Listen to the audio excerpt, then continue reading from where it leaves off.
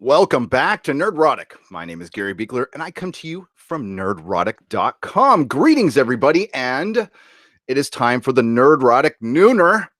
It is Monday once again. I have been doing this Nerdrotic Nooner for, over a year now. And it's just gotten bigger as it's gone along, and that is great to have more of you here. And this is my favorite thing to do on the channel, live streaming, joining all of our friends here, and we can discuss the stories of the week. Now, something dropped last night because there's a lot of big Star Trek news and some interesting Doctor Who stuff. The Doctor Who stuff has been out there. I just haven't noticed it, but we're going to go over it together, and we might be able to suss out what is wrong with Doctor Who, although it's pretty obvious. But the Game of Thrones thing, I noticed I had a couple articles set aside that I was possibly going to do videos on or live streams on. I'm not sure. But one is an interview with Miguel Sapochnik, the director of The Long Night, Battle of the Bastards, just a Hard Home, all the great episodes except for The Long Night. And Charlie from Emergency Awesome did a video on it. And I don't know how, he must have some kind of agreement with Warner Brothers and stuff, how he can show so much footage and not get tagged.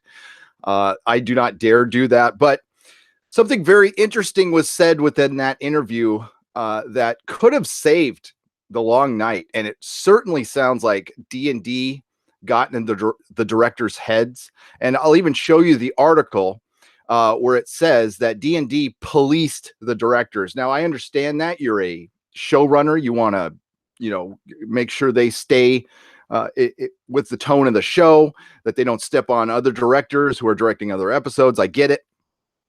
But it seems like to me that they really outthought themselves. They thought about it too much. They started tripping too much on what the audience would think and what to expect. And they talked themselves right out of a good episode, which I still think wouldn't have been good. I still think would have been anticlimactic because it came before the bells. And what they wanted to do with Daenerys required an entire season. We've talked about it ad infinitum. You can't just have Daenerys turning on a dime, hearing some bells, spurging out, killing everybody, and we're supposed to buy it.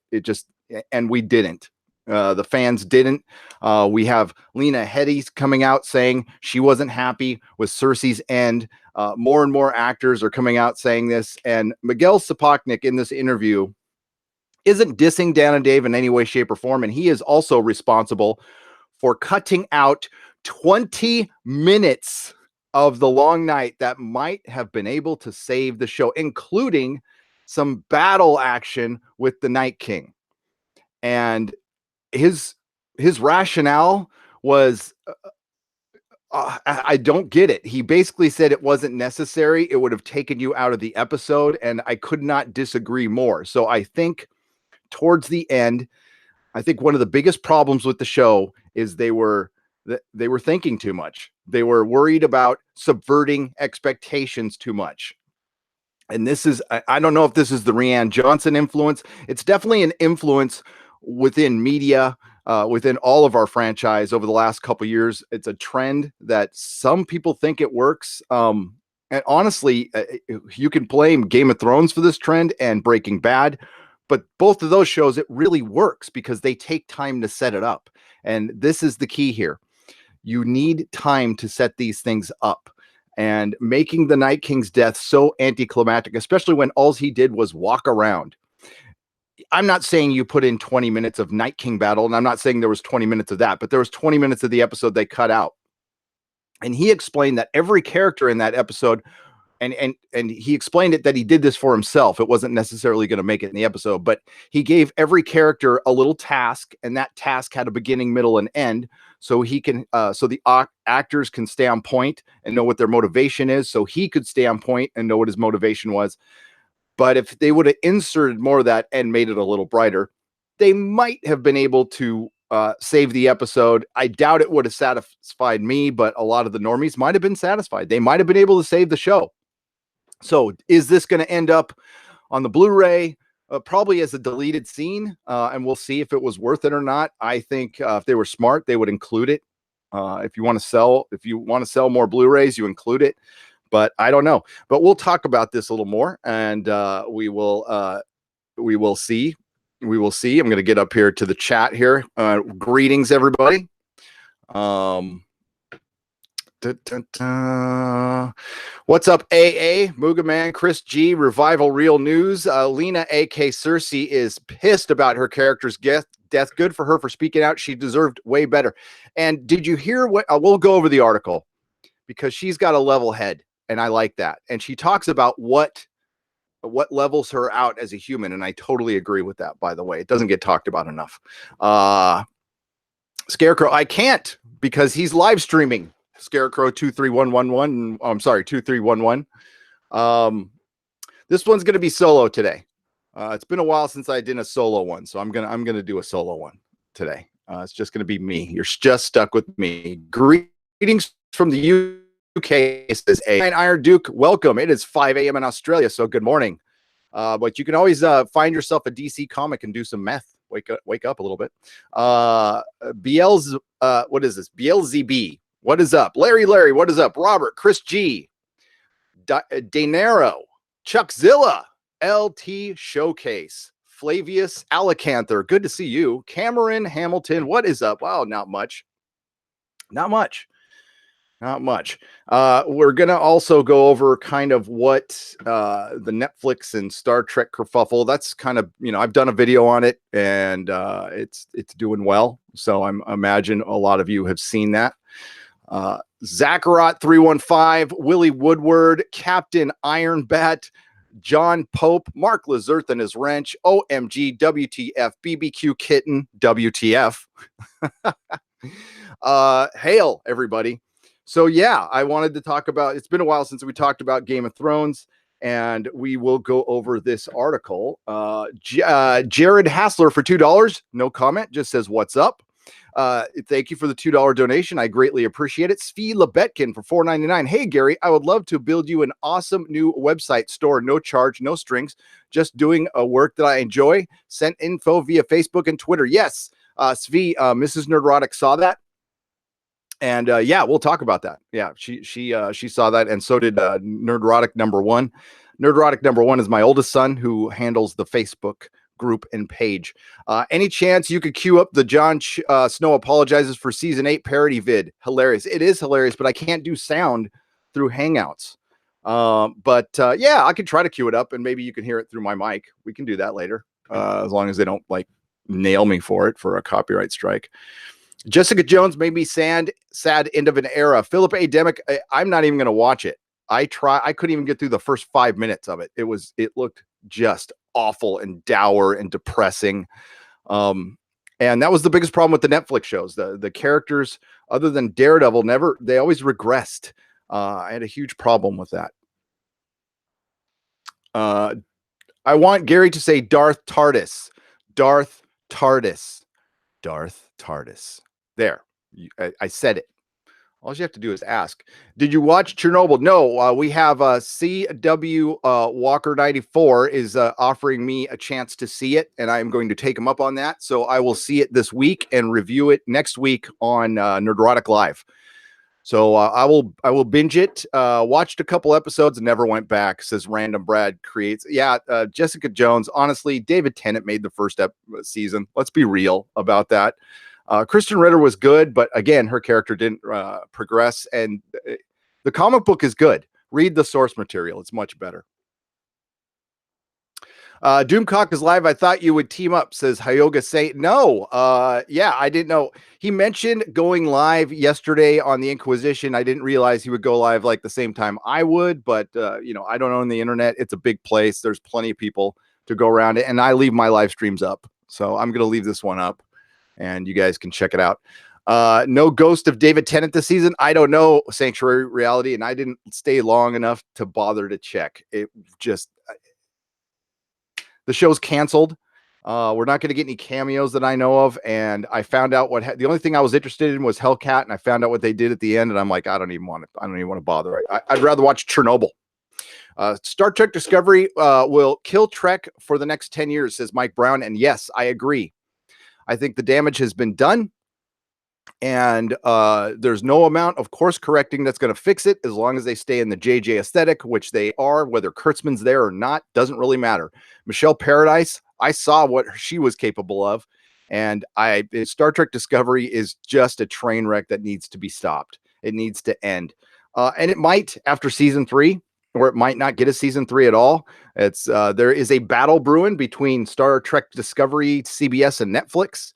And it has a little bit to do, and this is my opinion and my speculation. It has everything, a little bit to do with the Nas Abdeen, and a lot to do with just the quality of the show, which is not good. Is there a Doomcock doll on the wall? No, he hasn't made one yet. But as soon as he does, I'll put one up for sure. And it's an action figure, not a doll. No, it's a doll. If it's got clothes, I don't care. I don't really care. J Mill for $4.99. Any chance? Oh yeah, I already read that one. Yeah, and this is the one I said. Game of Thrones season 8 feels like wife of 10 years had an affair.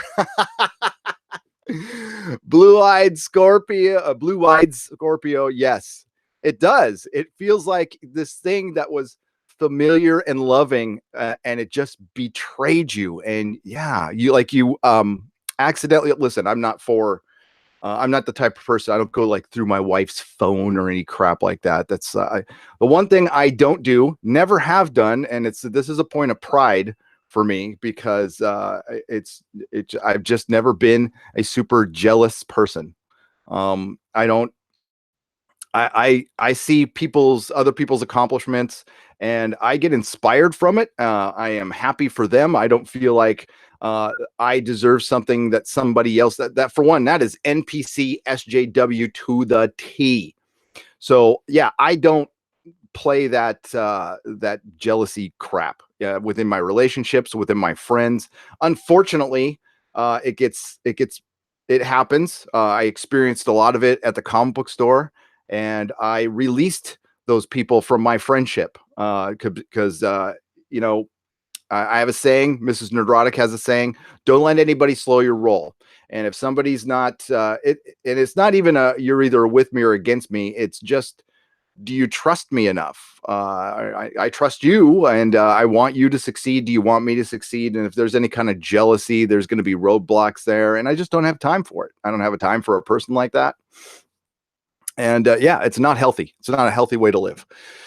So knowing you like Graham Hancock, are you aware of the Uncharted X channel? Related stuff and very interesting indeed. I am not aware of the Uncharted X channel, Sticky V. I will check that out though. Thank you. No, the more channels, the better. I love that name, the Acringers. Just to remind you, everyone, the Acringers coming to theaters in 2022. The Acringers. That's what it's going to be. That's what's going to be. What's up, DJ D Show? All right, I'm going to get this article now. We got some people in here. Okay, we're going to do diversity and inclusion from the BBC later. All right, so I had asked if there's some kind of guide. Now, I was wondering if there was guidelines as far as people writing a script. Like they are given a sheet before they write a script and are saying, basically, you have to have this amount and this percentage of representation in something before you write anything. Well, apparently there's something on their website that basically says that the whole thing, and I missed it. So a lot of people sent that to me, and I will be going over that later. But where did it go now? There's Lena Headey. Game of Thrones director Miguel talks about getting policed. Okay, here we go. And this is unfortunately, it's a Gizmodo site. My apologies in advance. I will try to suss out the BS in this thing as much as I can. Okay. But for one, I have a lot of respect for Miguel Sapochnik. Despite the long night, he directed episodes of Altered Carbon. Like this guy's the shy. Oh God, F off Stephen Colbert. When you hear director Miguel Sapochnik say he pissed off Game of Thrones showrunners David Benioff and DB Weiss, you might assume it's because he forgot the lights. Well, no. D&D forgot the plot while filming during the long night. But no, by that point, Sapochnik had already paid his dues on a new episode of IndieWire's filmmaker Toolkit podcast, the director says his first few gigs on the show, seasons 5, The Gift and Hard Home, found him routinely butting up. Oh, fuck off. Excuse my language. Season 5's The Gift and Hard Home found him routinely butting up against the creators. His crimes, weaving his own sense of cinematic flair. He cites a scene between Cersei and Tommen that he shot through bars to indicate the idea that Tommen is, in his own way, imprisoned by his kingdom. Later, he shot Maester Aemon's death scene in a way that mirrored his deathbed with a funeral pyre. Benioff and Weiss, he says, were not too pleased. Yeah. Well, considering how Hard Home and The Gift turned out, I got to say both of those episodes are the Hard Home is the highlight of season 5, and that is completely off book. But what Sapoknik told, I guess this is on the special features for Game of Thrones. He had shot so much extra footage for The Long Night, and it was Sapoknik who he's saying he made these decisions. I think it was D&D.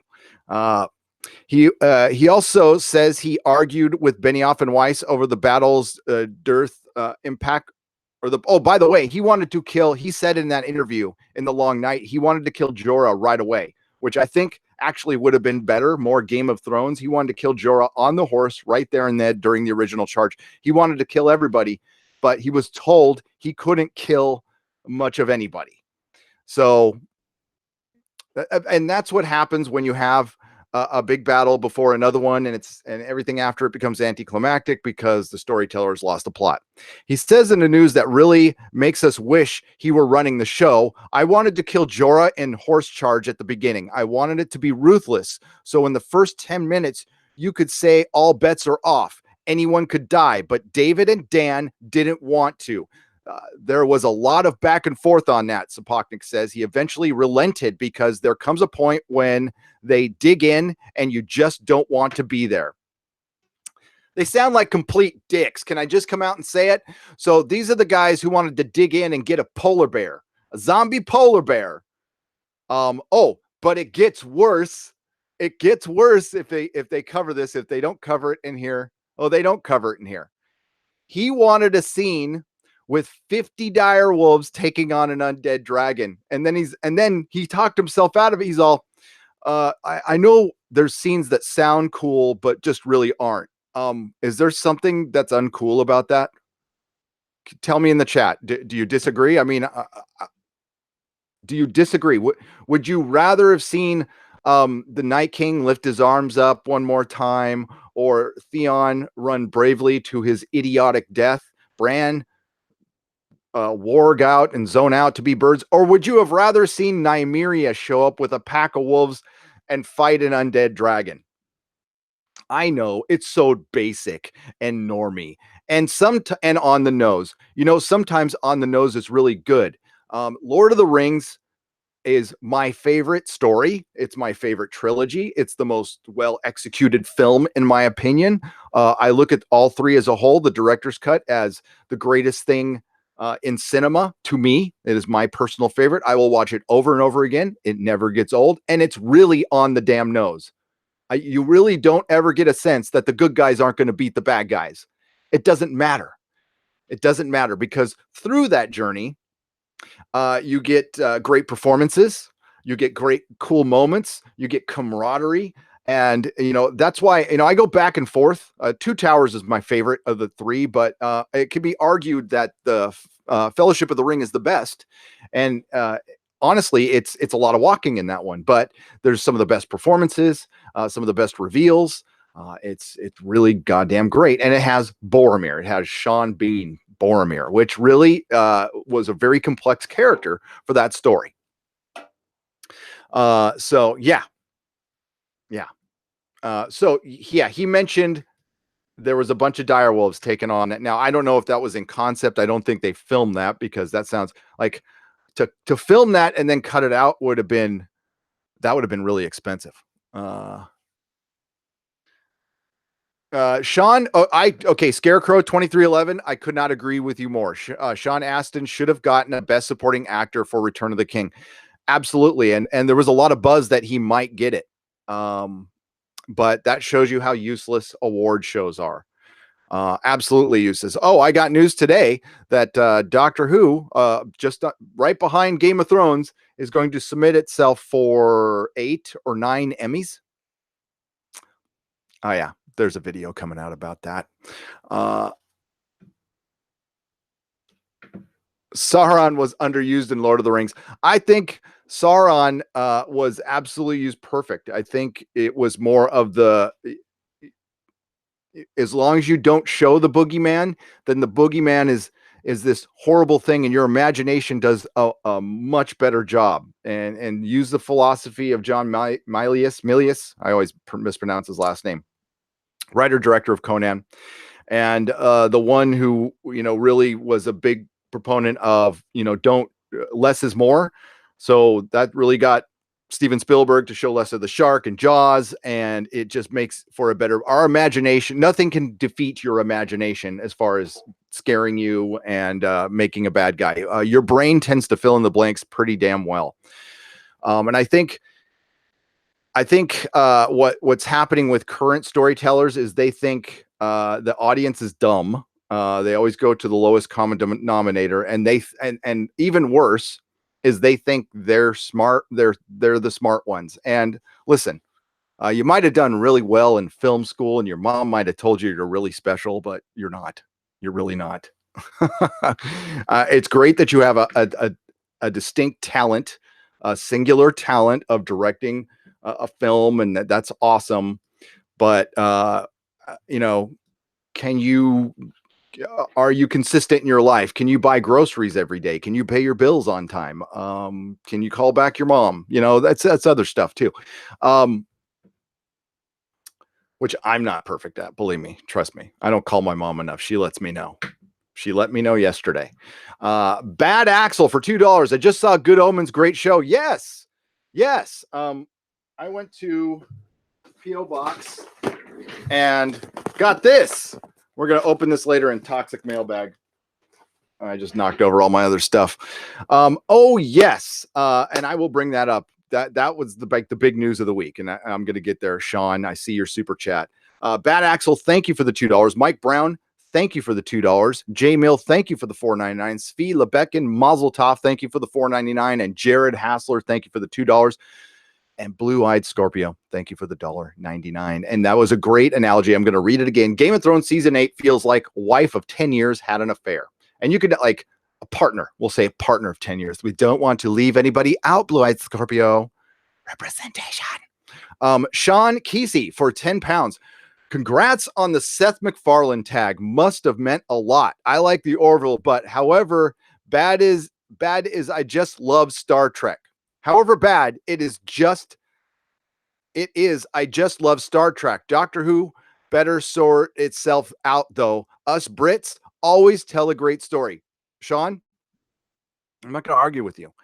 I really think George R.R. Martin aside, I think some of the best fantasy storytellers and best writers come from the UK.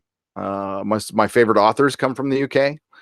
And yeah, Terry Pratchett, Neil Gaiman, because he was with Terry Pratchett, let's be real. Douglas Adams, greatest writer of all time. He's the GOAT to me. Douglas Adams is the GOAT. Yes. Watch the EFAP horror. Thank you, Sean Kesey, for 10 pounds. And Doctor Who, unfortunately, cannot sort itself out. And I will explain that later. It's very sad. Cine Animations for 2 pounds. Watch the EFAP horror movie trailer. I will. I'm going to do some EFAP. I'm going to do some EFAP preparation for tomorrow at 10 a.m. because I have an inability to tell a time difference. And I got a message from Mahler going like, yeah, we're supposed to start in like 10 minutes. And I was getting a brunch. I was getting a Father's Day brunch. I had gotten the time mixed up. It was completely my fault. So my apologies to Mahler, who's a great, great guy and a very understanding person. So we're rescheduling for tomorrow at 10. And we're going to be discussing The Expanse. And I bet you we're going to talk about this Game of Thrones stuff that just dropped because I think it's very interesting. And But the question has to be asked, and please answer it in the chat or in a comment if you're watching this as a video. Would that have made a difference? Even if they put in 20 minutes, they showed the Night King battling, but he still gets killed by Arya out of nowhere. But maybe there's some, I don't know. Is there a way it could have been fixed for you? But it has to be the same. We can't say, well, we're also going to fix the bells and everything like that. As everything stands, would it have been okay for just to add 20 minutes to the long night, or was this just thing effed from the start? And there's nothing they could have done to fix it. That's kind of where I'm at with it. But how'd he do it for $2? Number 9, number 9, number 9, number 9, number 9. Thank you. I love the Beatles. I do. Who doesn't? Actually, I have a good friend who hates the Beatles. And he's still my friend, and I really don't know why. Oh, it's because I don't judge one friend on one singular opinion on one thing. I know. I'm lame. Paola RL for £1.99. Reading about Sapoknik's ideas made me furious. Yes, because they were good. And I'm gonna, okay, red letter moment. I agree. His article. He should have been showrunner. Dan and Dave should have stayed executive producers, and they should have handed the show to Miguel Sapoknik, and that would have kept him around. Remember, we lost him for a season. We lost him in season 7 because he was doing Altered Carbon. And if they would have handed him the reins, just hearing his ideas for the long night, Game of Thrones would have gone down as the greatest show in history because he's more talented. And Kathleen Kennedy, I don't want to give you any advice. Bob Iger, because I know you're watching. I know you're watching in your tanning bed. You're listening to me, Bob Iger. Hire Miguel Sapoknik. Hire Miguel Sapoknik for Star Wars, and you have a chance. Just saying. Just saying. Oh, and Matthew Vaughn too. Mystic Puma for £10. Okay. I think I have seen the future of the X-Men. I think they will be clever and do a complete female version based on chromosome. So I present the future title of the all-female version, X-Men.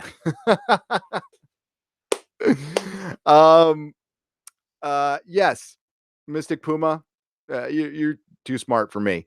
Yes, I think, or just call it the Y Men. I don't know. Why men? Why men?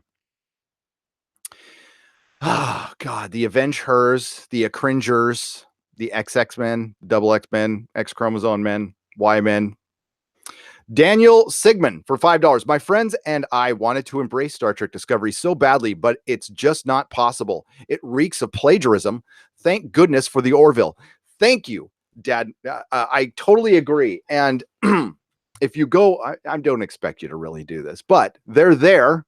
Okay. So I'm trying to think. I don't know. I'm sure there's other YouTubers out there, but I have been reviewing Star Trek Discovery from the get-go. I was probably one of the first channels live right afterwards. And we got a few views for at the time. I think I had like 700 subscribers, but I have covered every single episode and I tried to give it a chance. I am not a canon fundamentalist. I don't mind some changes.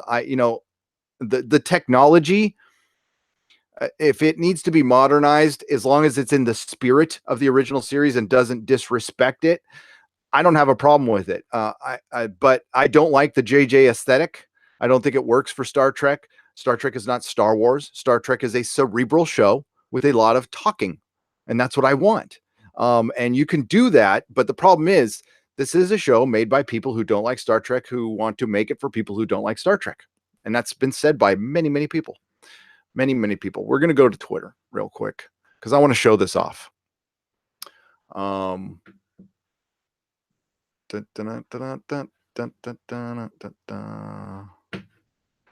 Give me just a second here. Go to my tweets because this was kind of a big deal. Oh, there's my dad.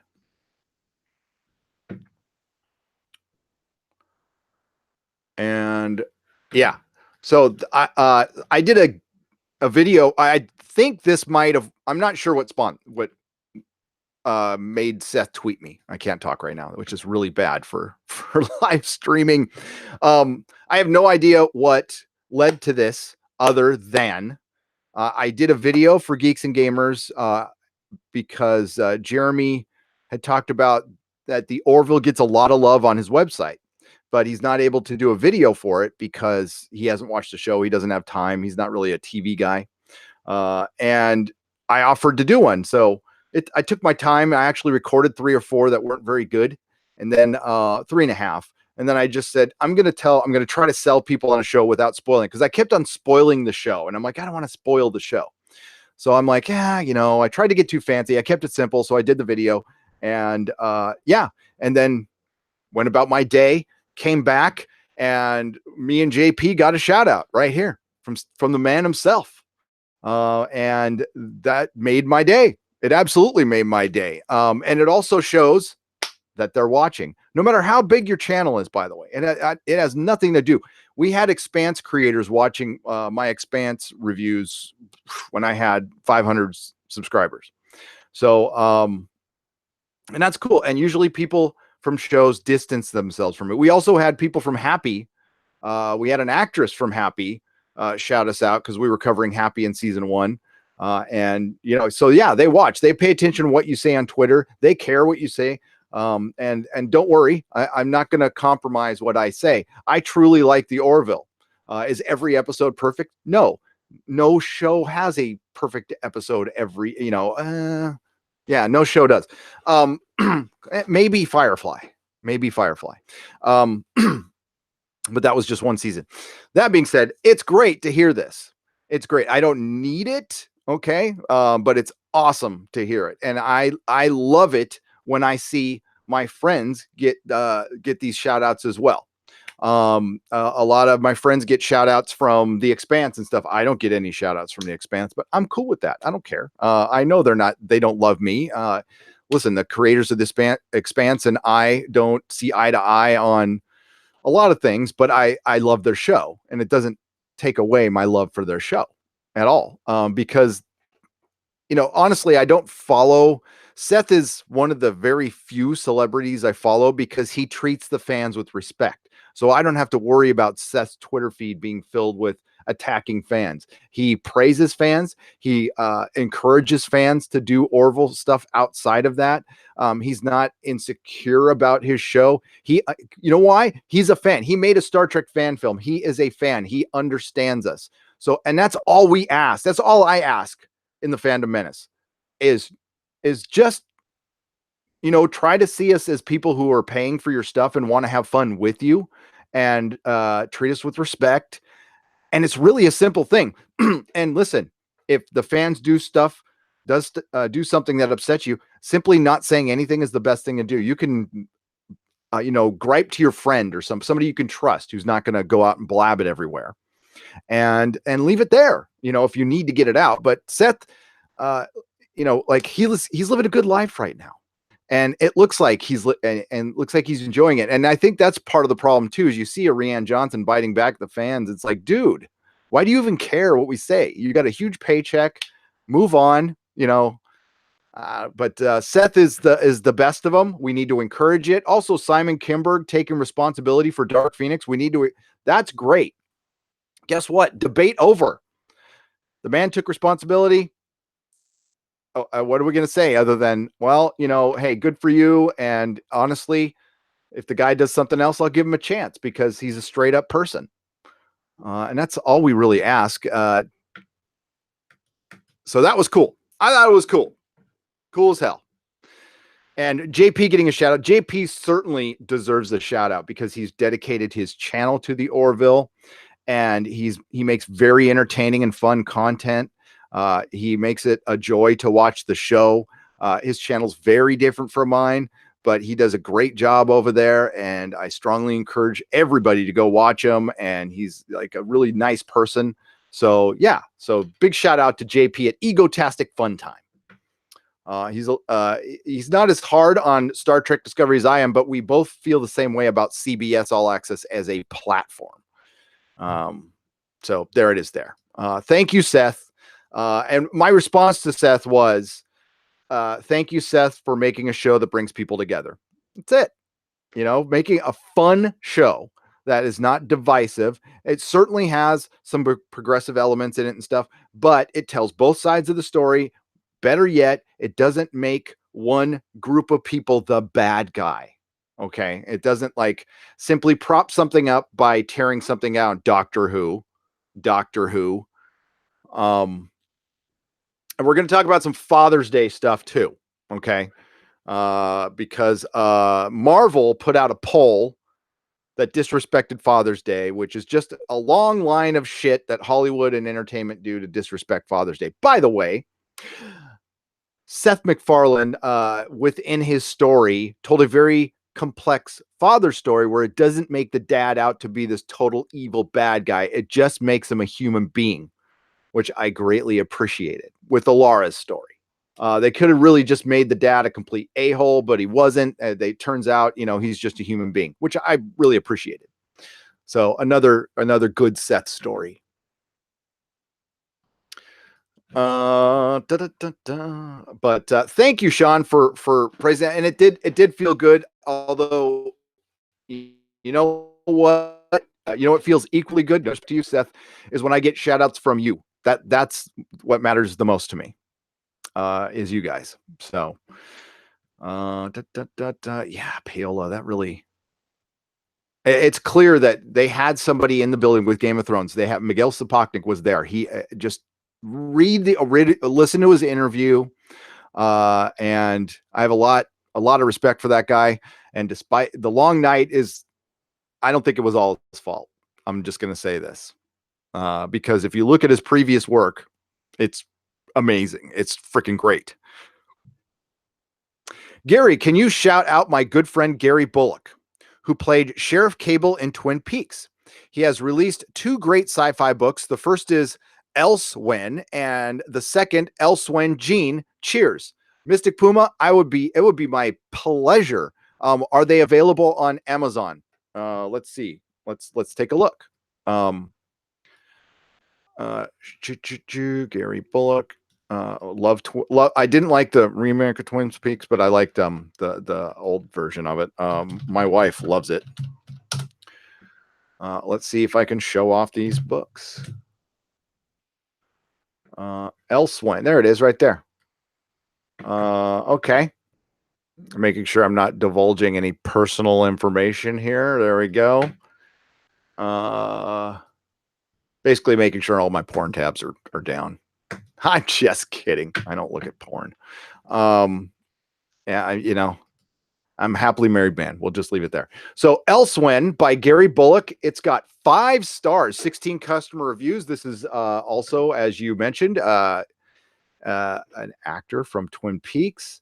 And there he is right there. Check it out. So yeah, please check out his books. And you're most welcome. Yeah. Anytime somebody needs if it gets to my eyes, I will shout stuff out. And we're going to work on a tier on Patreon, a shout out tier that'll be very, very cheap. And you'll get a good value from it. If that's what you want to choose, or you could just try to get my attention. If you get my attention, I will shout things out. I have no problem helping you guys out at all, because you've helped me out by being here. You help me. You don't need to, it's not just super chats or anything. The simple act of being here, spending time, because time is the one thing you cannot get back. Money we can get back. Bunala TV, $5. Would you be down for a series of focusing on a chubby, aging Wesley Crusher trying to piece his life together? If it was funny, Bunala TV, yeah, actually I would. But the thing is, what I would like, in all seriousness, thank you for the $5. I think if we already had like 2 or 3 good Star Trek shows running, if you wanted to do like something different and fun like that, sure. I think we need to get back to basics and make a crew on a ship exploring stuff. I think they really need to do that. And honestly, all you have to do is find good writers, and any premise will work with good writers. I think they're tripping way too much on the premise. Screw it. Do the most basic premise, but use that big budget of yours to find the best writer and showrunner possible. Noah Hawley, Rand Shankar, somebody. People who have run, Sam Esmail, people who have run successful, good shows before. If they're a Star Trek fan, that would be a big, big plus. Ronald D. Moore. Ronald D. Moore's making some sci-fi show for Apple TV. It's like lure him back to where he belongs. And have him write the Star Trek he wants to write, and it'll probably be modernized just enough, but still feel like Trek. We don't expect it to be the original series. We don't.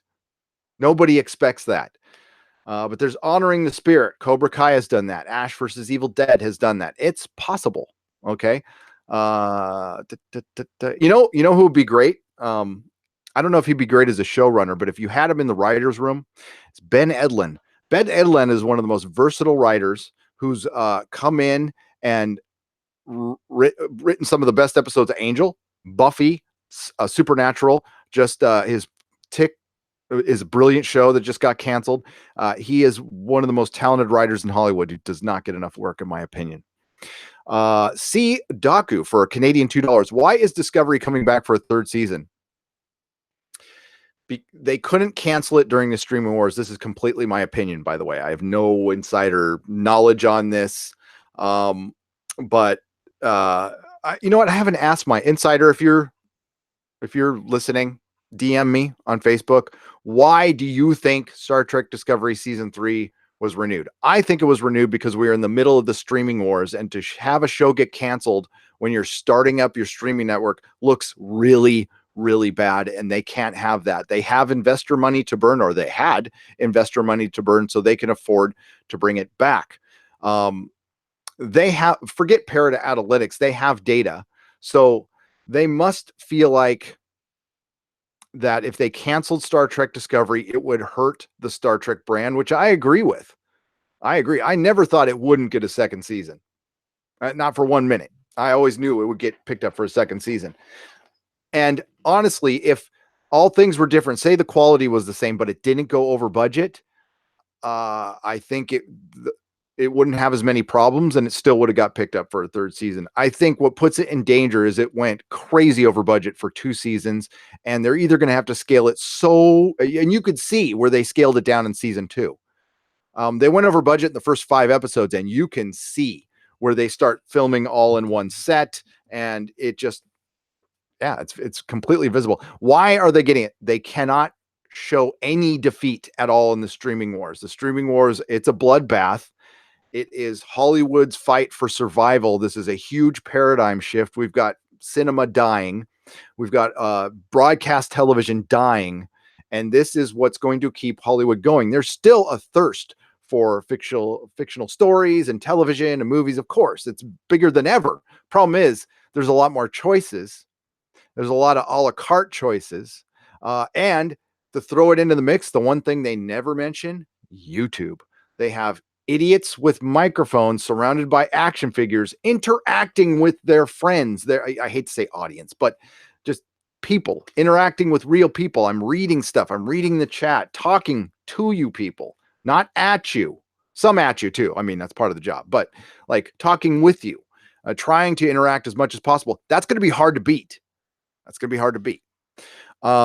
Brett Baratheon for $4.99. Our toilet broke, sprung a leak through the floor into our finished basement. Nightmare, your videos got me through the repairs this week. Thanks, Gary. You're welcome. Brett Baratheon, I am so sorry. Can I tell you a gross story that, I won't get into the gross part of it, but I feel your pain. So my comic store my comic store is on a building that's built on the side of a hill. So there is a second story that's a basement. Next door, there was a salon. The salon was, the guy was coming in to do some plumbing at the salon. I had all my comics. I have a bunch of comics in the basement. I had 75,000 comics in the basement. So guy and his wife buy the salon. Guy is cheap, wants to do his own plumbing, but really doesn't know what the hell he's doing. Guy cuts sewer line all over my comics. By the way, those were the comics Those were my variant covers that I paid for. So if you bought 5,000 variant covers for a certain issue, you could customize it very cheaply, by the way. And I put my son on all the covers. And that's what I give away, where I used to give away for Patreon. Those are all sold out now, unfortunately. And I lost most of them. And basically the whatever you people have out there, and I have 5 copies each left, and that's it. It's done. I actually sent out 2 of the last shipments today. So whatever's out there is out there, and there will be no more, because we lost thousands of them, to very nasty sewage.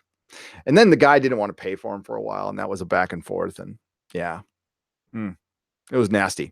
Ryan J for $2. Currently rewriting season 7 and 8, about 17 pages into season 8, episode 2. Ah, cool. If you have the time, that will be very interesting to see. Send me like a summary. I don't know if I could read the whole scripts, but send me a summary. I'd love to hear it. Thank you, Ryan. I appreciate it. The Big Red Bear for Canadian, $2. Sadly, they should let Star Trek die. Right now, I think I agree with you with Star Trek and what am I? Oh, I'm showing you the super chat. Sorry. With Star Trek and Doctor Who, I think a hard stop is necessary right now. What do you guys think? I think a hard stop is necessary. David Rayner says Doctor Season 11 scripts were written in sewage. Yes. Deadpool versus Gambit is an awesome idea. Austin Woods, I think for a third dead pill. Yeah, there's the red pill and then there's the dead pill. I think Deadpool versus Gambit and throwing a bunch of superheroes in it would make it interesting. There's lots of Star Trek they could do. Captain Sulu and the Excelsior with Takei and Cho. Captain Pike in the Enterprise, since Anson Mount was popular. Liger fan, if they took Anson Mount and even Ethan Pecker and Rebecca Romaine, and they put it, I'll even say on that set, that Enterprise set, but no JJ aesthetic. I want a camera sitting still. Okay. I want wide shots. I repeat, I do not want it moving, and I don't want lens flares. Certainly. Yes. Anson Mount is a good actor. He was very, very good in Hell on Wheels. He's got a ton of range. So I think I would watch that. And honestly, I wouldn't even get near his incident. I would just even make it a limited series. Say, hey, we're going to do 3 seasons, and it's just going to be them exploring and doing stuff. And that's it. Keep it simple. People would go crazy for that. People would go absolutely crazy for that.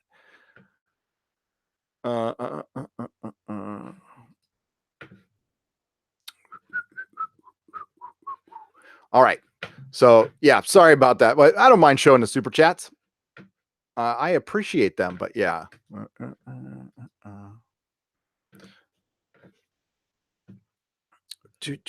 But thanks, Punkster. I appreciate it. Blue Collar Daily. Pike and current crew on current set would be a hit. It would be a hit, just without any of these writers. No Kurtzman, no Michelle Paradise.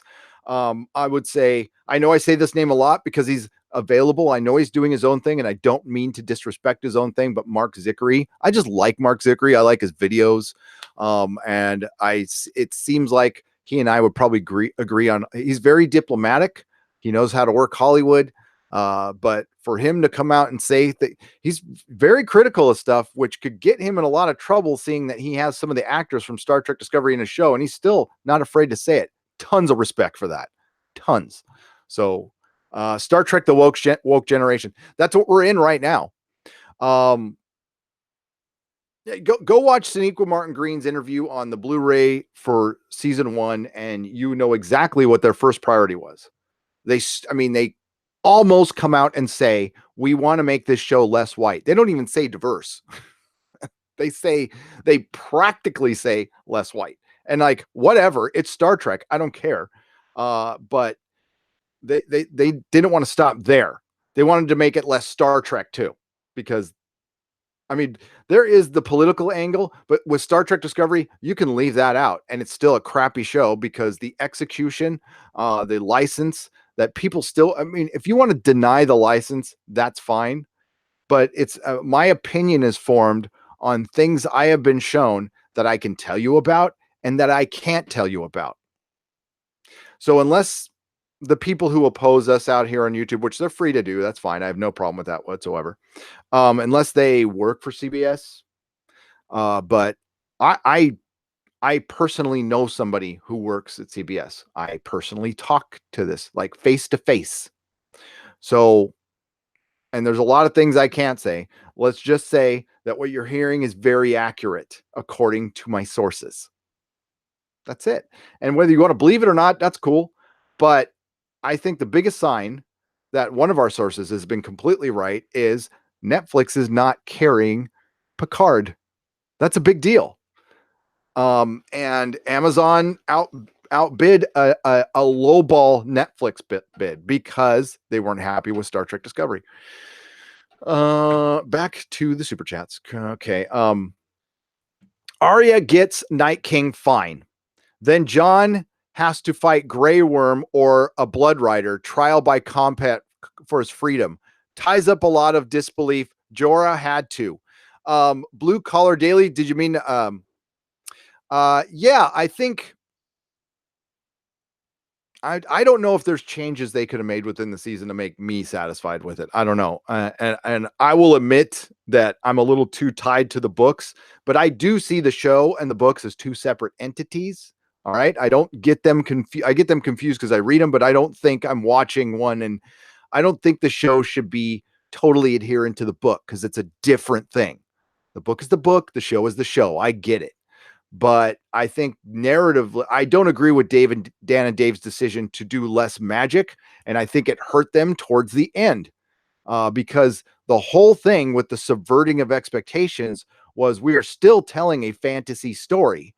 We're going to change things around, but we're still at its core telling a story with magic and our interpretation of wizards and elves. And yeah, George just grounds it a bit, but not putting Lady Stoneheart in.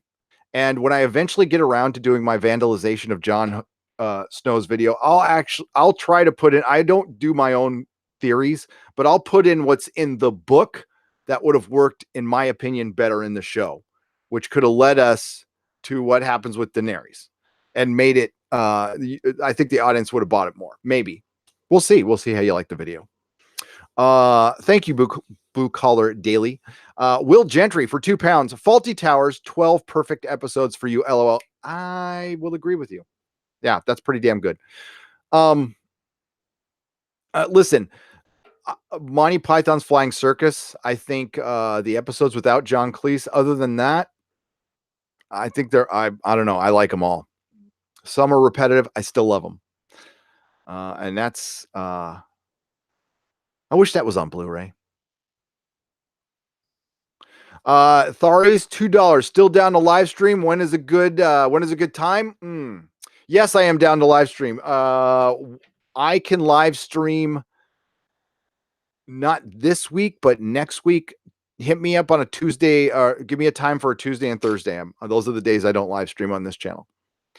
And yeah, it's got to be during the day. I can't, that's what kind of ties up the Exozone thing too. I can only live stream it. Well, I can live stream at night whenever I want, but I choose not to because that's my family time. So I don't want to be live streaming too much at night because that's the time I hang out with my wife. Hail Gary, I picked up a near mint X-Force 1 and a near mint Spawn #1 at my local comic store for $12. That's a great price. Can you rate this purchase? Also, there is an Orville comic coming out. There is. Ducaetha Snowman. Why am I messing that up? So it's D-U-C Ducaetha Snowman. If I get that wrong, I'm sorry. Tell me how I should say that. That's not a terrible purchase. X-Force #1. So both of them for $12. Spawn #1 was overprinted. I mean, there was millions and millions and millions printed.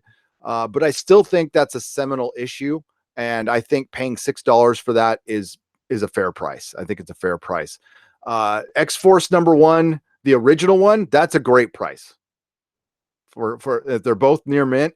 And what I told everybody, if you're happy with what you bought, whether you underpaid or overpaid, that's good enough. Because comic value is very subjective, is extremely subjective. They're only worth what people are willing to pay for it, period.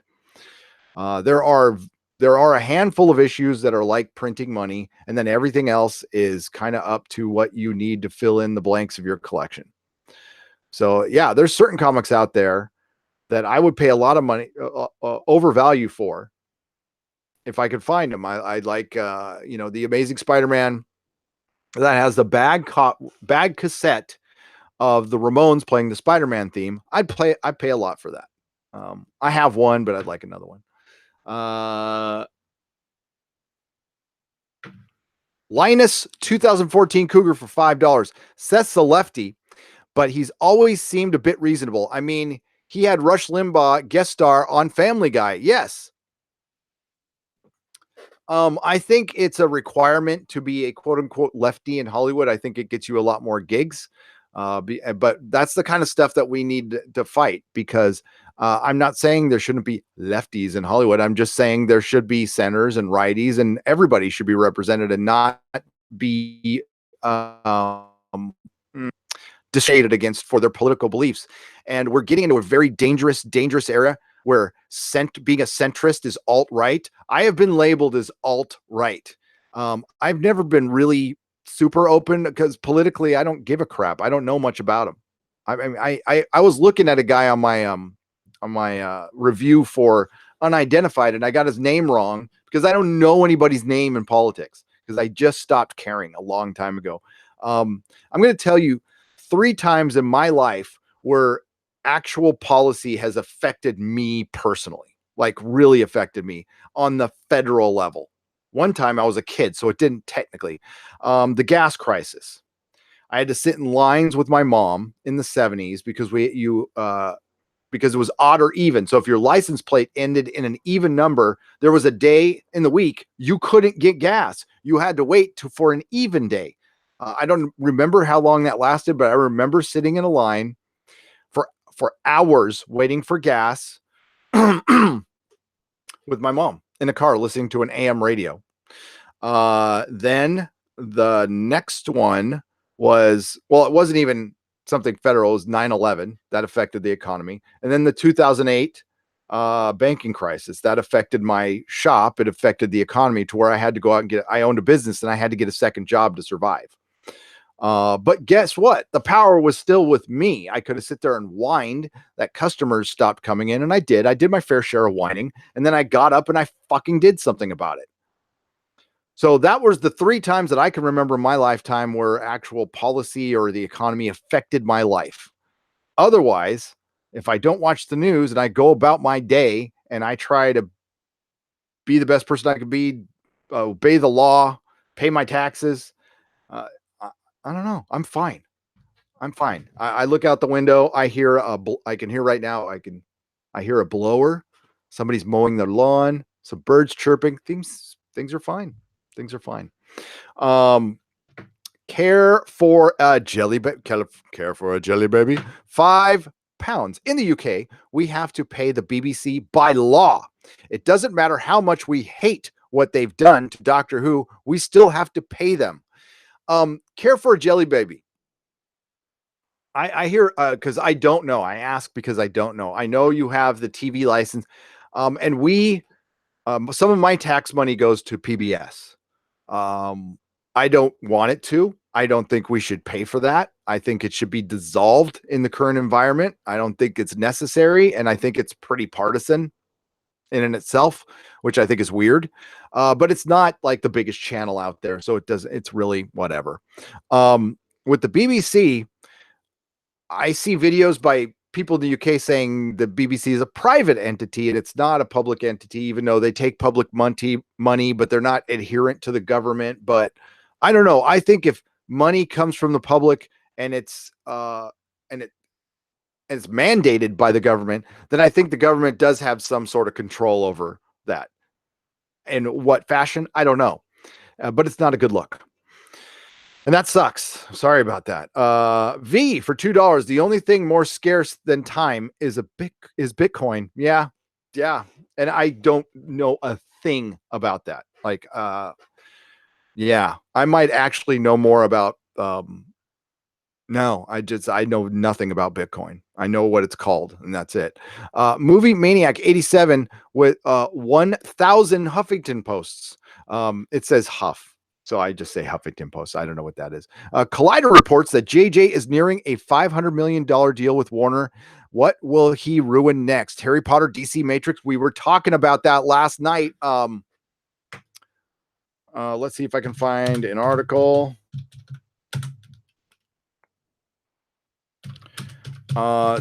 This man is unbelievable.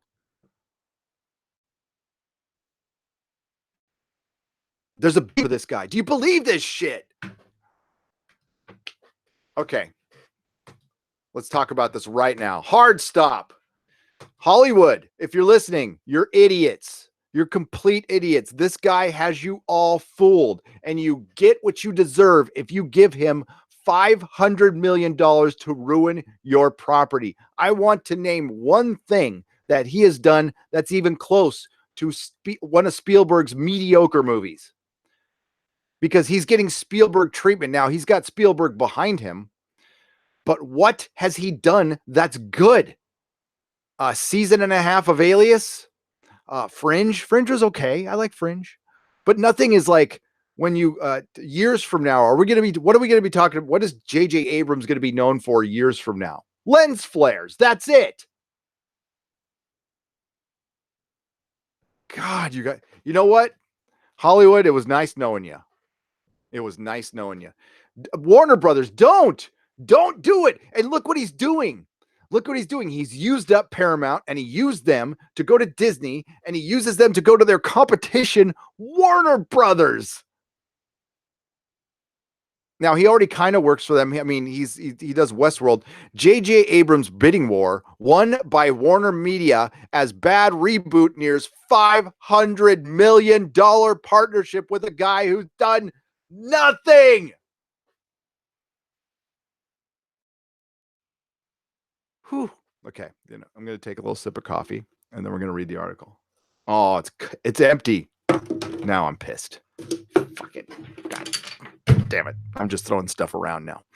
Bad Robot, the famed production company he runs with wife and co-CEO Katie McGrath, had been fielding offers from pretty much every major media company at one point or another. The sweepstakes to land a massive overall deal with Bad Reboot, the famed production company by Jar Jar Abrams and his wife and co-CEO, Mrs. Jar Jar Abrams, is nearing the finish line. And so is Hollywood. Following months-long courting process that included multiple suitors, Warner Media. By the way, I'm going to stop right here. The reason he wants this deal done, and he's been pushing it to be done, he wants it done before episode 9 comes out. I'm sure everybody in the chat saw that already, but I'm talking to the people who might not have noticed that, but I know all you did. Warner Media is in the final negotiations for a new partnership with Bad Reboot, sources say. It's unclear how many years the new agreement is for, as the deal would Abrams. Okay, I lost my train of thought there. It's unclear how many years the new agreement is for, as the deal that would Abrams with the company he has called Holmes. Okay, that's just the writing. It's not me. He has called home since 2006 has not been finalized. Still, sources have estimated that any new pact for Bad Reboot could be valued in the $500 million vicinity. That's $500 million to you and me. More money than you and I, all of us collectively, will see in a lifetime, but will have ruined less Star Wars than he has. Okay, so we have that. We can go to bed at night knowing that we have ruined less Star Wars than J.J. Abrams. When all is said and done, that would put Bad Reboot's deal at the top of the recent wave of 9-figure packs for prolific producers, including Greg Berlanti, Ryan Murphy. Okay, Ryan Murphy. I respect for Ryan Murphy. I don't watch all of his stuff, but respect. Shonda Rhimes, don't know anything about her. Greg Berlanti, you can't argue with the man's success, but he produces trash. So honestly, out of these names, Ryan Murphy is the only one I could back. Under the deal, Abrams and company will continue to create and develop new projects for Warner Media and supervise other projects across film, TV, and digital platforms. Sources say the process of moving bad reboots feature film deal over from Viacom-owned Paramount Pictures has already begun. Get him out of Star Trek. Yes. Okay, I'm all for this deal now. Representatives for Warner Media and Bad Reboot declined to comment. The deal arrives after Abrams and Bad Reboot were considered the biggest fish in the overall deal waters. Okay, but these waters are in a sewage treatment plant. So he's a big fish in a poop waters. Multiple studios and streamers at least kick the tires and light the fires. Sorry, a little ID4 there. And engaged in a hyper-competitive effort to woo Abrams and McGrath on a possible rich pact for the company behind hits including HBO's Westworld. Okay, not a hit. First season was great. Second season sucked. Hulu's Castle Rock. Very disappointing ending to an okay show, among others. They didn't mention other things. Netflix, Apple, Amazon, and fellow media behemoths, Warner Media, Comcast, and Sony Entertainment were among those who, sources say, met or explored a deal with Bad Reboot. By the way, Quentin Tarantino's Star Trek, that deal is with Bad Reboot. It is dead. Sources, and that's just my opinion on that. Sources say Abrams and Bad Reboot execs include head of television Ben Stevenson took meetings all over town as they considered moving their overall deal from Warner Brothers TV, where the company behind Fringe had been based since 2006. While outlets including Apple and Sony came close, sources stress Warner Media emerged on the top at least a month ago when it became apparent that Bad Reboot prioritizing being part of a larger company with the TV and film distribution, including Warner Media's forthcoming SVOD service. So does that mean J.J. Abrams' hands are going to be it's Warner Media, maybe it's TV. What does this do to DC? Oh my God. Oh, don't touch DC, please. Warner Media, now under the leadership of CEO John Stankey, that's an unfortunate last name, is among the companies who pulled out all the stops in a bid to keep Abrams in-house. According to how many houses is he in? God, Abrams gets around. Floozy. According to multiple sources, one big consideration weighing on Stankey was a desire to keep his prized producer within the company fold. Sources say McGrath, who is also a founding member of Time's Up,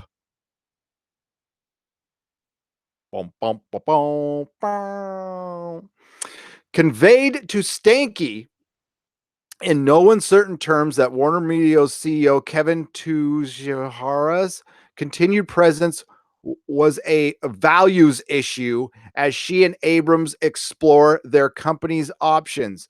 Tajahari stepped down March 18th. They forced his exit following the Hollywood Reporter's publication of text revealing that the executive had engaged in an affair with British actress Charlotte Kirk. Oh my God, a studio executive had an affair.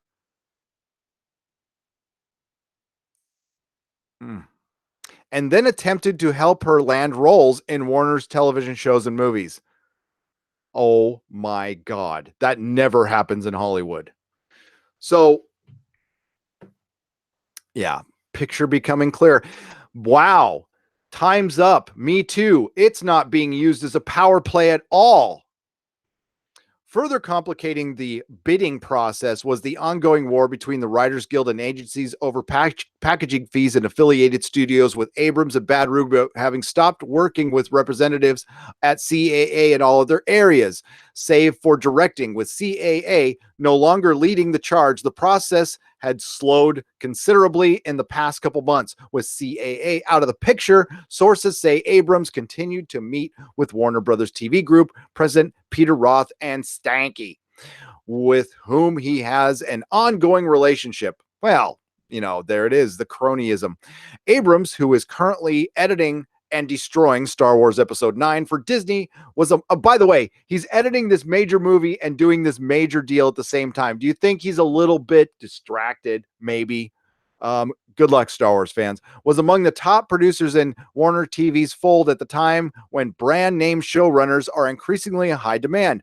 Warner's, Comcast, and Disney are planned streaming services in a bid compete with Netflix, Amazon, and Apple. With the latter entering the originals business last year, Netflix helped explode the market with proven hitmakers when it signed Rhimes and later Murphy to a 9-picture overall deal, prompting both producers to exit their longtime homes at ABC Studios and 20th Century Fox between the ramp-up for content produced in-house for those forthcoming streaming platforms and the feud between writers and agents. Demand for top writers and producers has further elevated the already eye-popping mega deals for top creators. I'm going to stop right there, get back to you, and then I'll get back to the article. So what's happening here is there's a big paradigm shift, and they're trying, maybe representation is on its way out, or it's going to be changed a little bit. I'm not really sure, but Netflix is very smart company. So they overpay for some TV creators, forcing the guys who haven't even started their streaming services to overpay for talent, which puts them in a bigger hole. Warner Media just hired J.J. Abrams. So out the gate, it's going to look great. Man, the guy knows how to freaking put a spell on people and make stuff look good. But in about a year, when you have your 9th version of Lost, bye-bye Warner Media. All right, I'm going to get to the chat and we'll get back to the article. That's kind of big news. Movie Maniac 86. Thank you for bringing that to my attention. And the 1,000. By the way, I'm going to show you guys real quick what I'm talking about when I say Huffington Posts, because I say it a lot and you're probably like, what the hell is he talking about? It says Huff right there. That's the name of their money. So I say Huffington Posts. Sean Casey. Oh man, the streaming wars. Hey, they're going to be entertaining, folks. This is going to be fun to watch. If you're into this, behind the scenes stuff, Midnight's Edge is going to have material for like 2 years. Yeah. So I'm looking forward to their next video. It's cold outside. There's no kind of atmosphere. I'm alone, more or less. Name that show. It's cold outside. There's no atmosphere. I'm alone, more or less. I can't, Sean. It's cold outside. There's no kind of atmosphere. You're gonna have to tell me. My brain is going on one speed right now, which is tripping. Sorry, Sean. Thank you for the 5 pounds. You're smarter than me. I know that already, but most of you guys out there are smarter than me. Tara Thralls. Tara, I got something from you. Didn't I get something from you? Yeah. Tara, I do blame George R. R. Martin. Should a master baker sign a contract assigning the icing and final decorating of the most important cake of his life to 2 novices just because they were able to get the ingredients? Wow. I'm going to applaud that for $9.99. Tara Thralls. I'm going to make that part of my next video, if that's okay with you. So Tara Thralls sent me something. Here's a little bit of toxic mailbag, everybody. I need to have an opening for that. By the way, YouTube is getting rid of Hangouts. So I'm going to be forced to use streaming software. So it means I'll put in some fancy stuff. Not too much. Okay. I'm starting to change things to make them simpler. Patreon is going to be a very simple place where you can go, and it's basically just financial support. You'll get a little bit of stuff. You'll get some extra stuff for sure, but it's just going to be very basic. We're going to be building towards the website, which is the comic shore. I'm going to be doing a GoFundMe very, very soon. Like once I get it together, I need to figure out how much to ask for. I don't want to ask for too much. Okay. I can't, I'll never say never. I don't want to say never, but I really want to try avoiding GoFundMes or any other distraction from this channel as much as possible. So I don't see me doing this ever again after that. It could happen, like if a disaster happens or something, but this will be it. This will be the one thing. And it's for the comic store, which is, long story short, it's basically Nerdrotic's mug club. It's going to be my way to do this independently. Say YouTube decides to demonetize me completely, I'm going to stay on YouTube. I'm going to keep making stuff. I just need to be able to financially do it. So she sent me these. These are unbelievable. So Nerdrotic buttons. That's badass. I'm so happy. And we even got Nerdrotic blue, and which is my live stream channel, and Nerdrotic yellow. And then we got that. What else do we have in here? We got little buttons. Look at that. Holy crap. I'm sold. I want to have some of these for Comic-Con. So let's see what the note says. Hey, Gary, here's some Nerdrotic buttons and a magnet for you. Enjoy. Regards to Mrs. Nerdrotic, and keep up the great work. Cheers, Tara. Tara, thank you. Thank you. I will pass on the love to Mrs. Nerdrotic. A strong female lead she is. She's a strong female lead. Blue Collar Daily for $2. Pike and current crew on current set would be a hit. It would be. It would be. I agree. Chris Persia, longtime friend, patron, wrench, good dude, Canadian. $5 Canadian. Anson Mount for the titular role in the lava action adaptation of Snowflame. He would be a great Snowflame. He would. Snowflame is the cocaine-powered superhero from DC and the official superhero of Nerdrotic. Helio Buzio for $2. Greetings from Portugal. Keep up the good fight. Thank you. It's so cool that we can all talk to each other. I know I'm sounding like an old man. Like there's kids out there who's been doing this for years and stuff. I never thought I'd be doing this. I never thought this would be possible. I knew the internet was gonna. It's cool being old enough to know what it was like before and after the internet, and know what a paradigm shift that was for humanity. And it really was. Like humanity changed like that. And it really needed it, by the way. It was at a time where like things were getting kind of stale, and yeah, it's rad. It's rad being able to talk to somebody in Portugal. Yes, I'm from Southern California, so I say rad out loud, unironically. Loquacious Primate, $5. Do you think that if Kurtzman is really out, future Star Trek won't be bound to bad robot license? Probably too late for Picard, but what about after? Well, what I just read you, I think says everything. Viacom and CBS are merging. The bad reboot license was about to expire, and this is official announcement. It's expired. They're done. Now we will see if Secret Hideout hangs around or not. We'll see how bound they are. That's what's next. But more than one insider has said Kurtzman is out. Now, out is he is not controlling the show anymore. So in all sense, he's fired from the show, in my opinion. But he's still getting paid. His name will still be on it, but the control will be gone. I don't think that it's too late for Star Trek. It's still too entrenched within the license. And my insider said the license is still in play.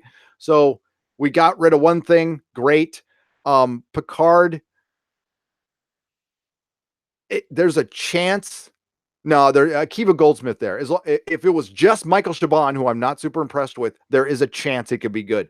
But with Akiva Goldsmith's name on there, he is just as bad as Kurtzman.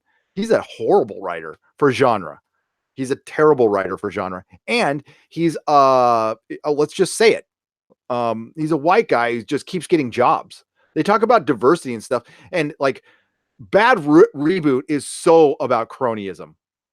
It is so about elitist cronyism, like to the frickin' T. I do not like that organization. And I think it's, and the reason they have exploited our franchises is to gain power. They don't do it out of the love of it. Maybe J.J. Abrams loves Spielberg's work, that he tries to copy it, but that love and passion doesn't show through his work at all. He's a cheap imitation, and he's fooled all the people he needs to fool. He is one of the best salesmen Hollywood has ever seen, ever. Not very good on the creative side, in my opinion. Thank you, Loquacious Primate, for the $5. I do appreciate that. Rambling Canuck for Canadian $2. Hope you had a great Father's Day. I did. I did. We will talk about what pooped on that a little bit. I saw a Marvel survey that because there's no good fathers written anymore, their survey to Marvel Unlimited was, hey, let's vote for the best Marvel parents, because they couldn't single out enough good fathers within Marvel Comics. But they added Thanos. Ha ha, funny. And they added Aunt May. And I guess Aunt May and Reed Richards split the vote, but they added Thanos. Ha ha ha, funny. Yeah, really good. And they also added Odin. But that was it. And it reminded me of HBO having William in Westworld season 2 kill his daughter on Father's Day. And then it reminded me on HBO on Father's Day that Tyrion killed his father on Father's Day. And then it reminded me in Doctor Series 11 abandoned his blind daughter to go hang out in a pocket universe that's created by a frog to hang out with his dead wife, who doesn't really exist. And then made him out to be like the worst person possible. Then it reminded me of Doom Patrol, which was an entire season about bad fathers. And it just reminds me over and over again how anybody, Dark Phoenix, Professor X, which represents a dad, was a bad father and a dick the whole time. And it goes on and on and on and on and on in every single thing we watch, to the point where it goes way beyond just being a narrative. Hollywood hates fathers. The BBC hates fathers because it represents patriarchy bad. By the way, I am not like, I don't want a patriarchal society. I want an egalitarian society where men and women work together in harmony or not in harmony. And sometimes men are boss and sometimes women are boss. And I don't really give a shit after that. But what there is a faction in the UK that actually thinks out loud that if maybe, and listen, I love ladies, okay, but if it was just women in charge, matriarchal society, there would be less war, there would be less conflict. Yes, go look it up. I'm not saying it's a smart element, it's pretty fringe, but it's out there. I don't think any, listen, again, I don't want all dudes in charge either. That would be very bad. Thari's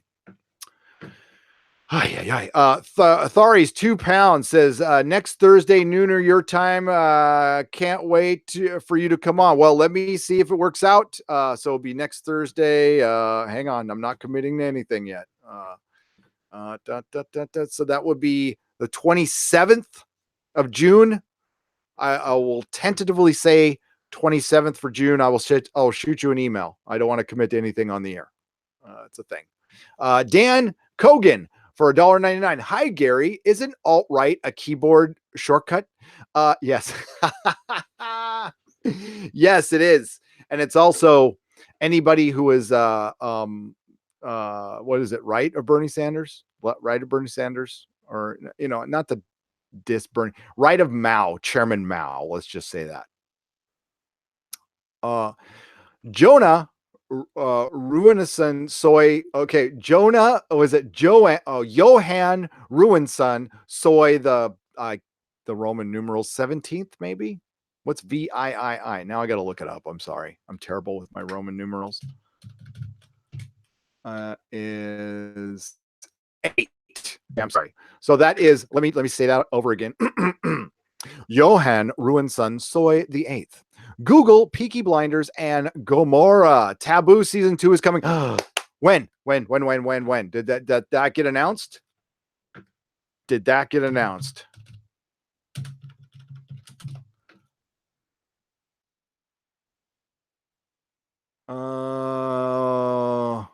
Taboo season 2 will start shooting in late 2019 and early 2020, but that's an article from January. So if you have a new article, like, DM me. But Taboo is seriously one of the best shows ever. It's some of Tom Hardy's best work. It's by the people who made Peaky Blinders. It's on FX. If you can see it on Hulu or something like that, I cannot recommend it enough. It's 8 episodes, easily digestible, completely badass, a good period piece. And for the ladies and the men out there, Tom Hardy in a loincloth for large portions of time. doing like voodoo stuff. I can't say voodoo because that's Caribbean. So like black magic. Can I say black magic, or now am I going to get deplatformed because I said black magic? But it's black magic, but it's not necessarily black people. It's just black magic. You know what I'm saying? Richard Wetfuss, $5. They will continue to hack together in inferior passages patches of better films. Yeah, this. They will continue to hack together inferior patches of better films. I can't read, Richard. I'm sorry. You can slap me digitally. John, thank you for the $5 though. John Schmidt, $5. Fan base split for Star Trek, Star Wars, Game of Thrones, MCU. Your thoughts on how fans will react at panels at Star Trek, San Diego Comic-Con. Game of Thrones is coming to Hall H this year. I think it'll largely be a love fest because the people who are willing to wait 6 hours to be within 50 yards of them. And honestly, once you get in there, unless you're really close, you're watching them on a screen. And at that point, what's the point? It's an air-conditioned room, and it's a air-conditioned room, and it'll probably be hot as hell because they hold Comic-Con at pretty much the hottest time in San Diego. In coastal San Diego, it's pretty much the worst time to hold it. And I will admit this. I grew up in San Diego, lived there for 32 years, my first 32 years. And it never used to be that muggy, but it is now. And it's a pretty bad time. But I think it'll be a love fest. But if I get in there, I'll ask a question. I'll straight up ask Kit, like how he felt about his character's fate. I'm sure somebody will. But it's going to be very interesting, Joe, in the comic panels. I think those are going to get a little salty. That's just me, because I'm going to some of them. I'm going to some of the worst, cringiest panels. I'm not going to panels like this. I'm going to representation panels. I'm going to check all that stuff out because that's where you get the most news. Thank you very much, Joe, for the $5. Taram Kirk for $20. Nothing to say, but $20. Thank you very much for the very generous donation. I greatly appreciate that. And lay off Shatner, you sons of biatches. Frank Palmieri for $5. The danger of gravitating towards moderates and centrism. Too many politicians pretend to be that while never standing for anything. Basic principles. Yeah. And that's not true. A moderate, or I hate the word moderate, but centerism. That is a politician who doesn't take a side is just a politician who doesn't take a side. You can have clear defined issues being a centrist. I have them because I'm not part of any party. I am fiercely independent. I will judge something by the issue. If it's an issue that doesn't concern me, then it doesn't concern me, period. I don't think about it. It's honestly, I don't have time to waste worrying about things I have zero control over. It's taken me years to figure that out, and my life is much better. And it's thanks to NA and AA. If I don't have power over something, I just go, you know what? I don't have power over this. I just don't. I just hand it over to my higher power, and which is the universe, by the way, and go on about my day. If that makes me dumb, I'm dumb. Linus 2014 Cougar, but you're right. I mean, yeah, the moderate politician is not so great. Not so great. And usually he's either a doormat or a shyster, or he or she. Linus 2014 Cougar for $2. Meanwhile, George RM is working on a video game. Yeah, I saw that. Which tells me the book's done, folks. I don't care what George, I don't care what you say. I've heard it from, all right, I'm going to give you a number. 8 insiders, 8. And 5 of the 8 are verifiable people within the publishing industry and HBO and media companies. They tell me the book is pretty much done. And George even came out and said, if it's not done by this time, you can put me in the Isle of Wight, and not the Isle of Wight, White Island. Big difference. So I think, yeah, it's done. The Dream of Spring, never going to happen, in my opinion. Thank you for $2. Blue-eyed white scorpion. Man, the coffee was really strong today, by the way. I'm sure you guys noticed. Blue-eyed Blue-eyed Scorpio, $4.99. You skipped my second super chat. I'm gonna go spank myself. Hashtag offended. Hashtag scream at the sky. Hate to do this to you again. You always totally dig my first super chat. I should quit while I'm ahead. I don't necessarily do the super chats in order, Blue-eyed Scorpio. I will tell you again, because I told you last time. They sometimes pop in and they aren't shown unless I refresh the screen. I just keep the screen open and then I jump back and forth. And then at the end of the live stream, I'll refresh and go, but I read everyone still. But we'll go and we'll stop everything. Okay. That was your second one.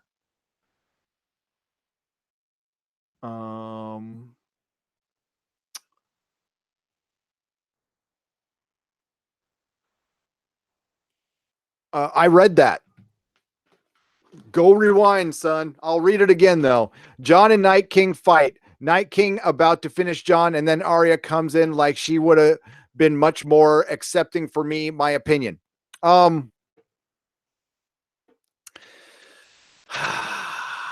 Still, no.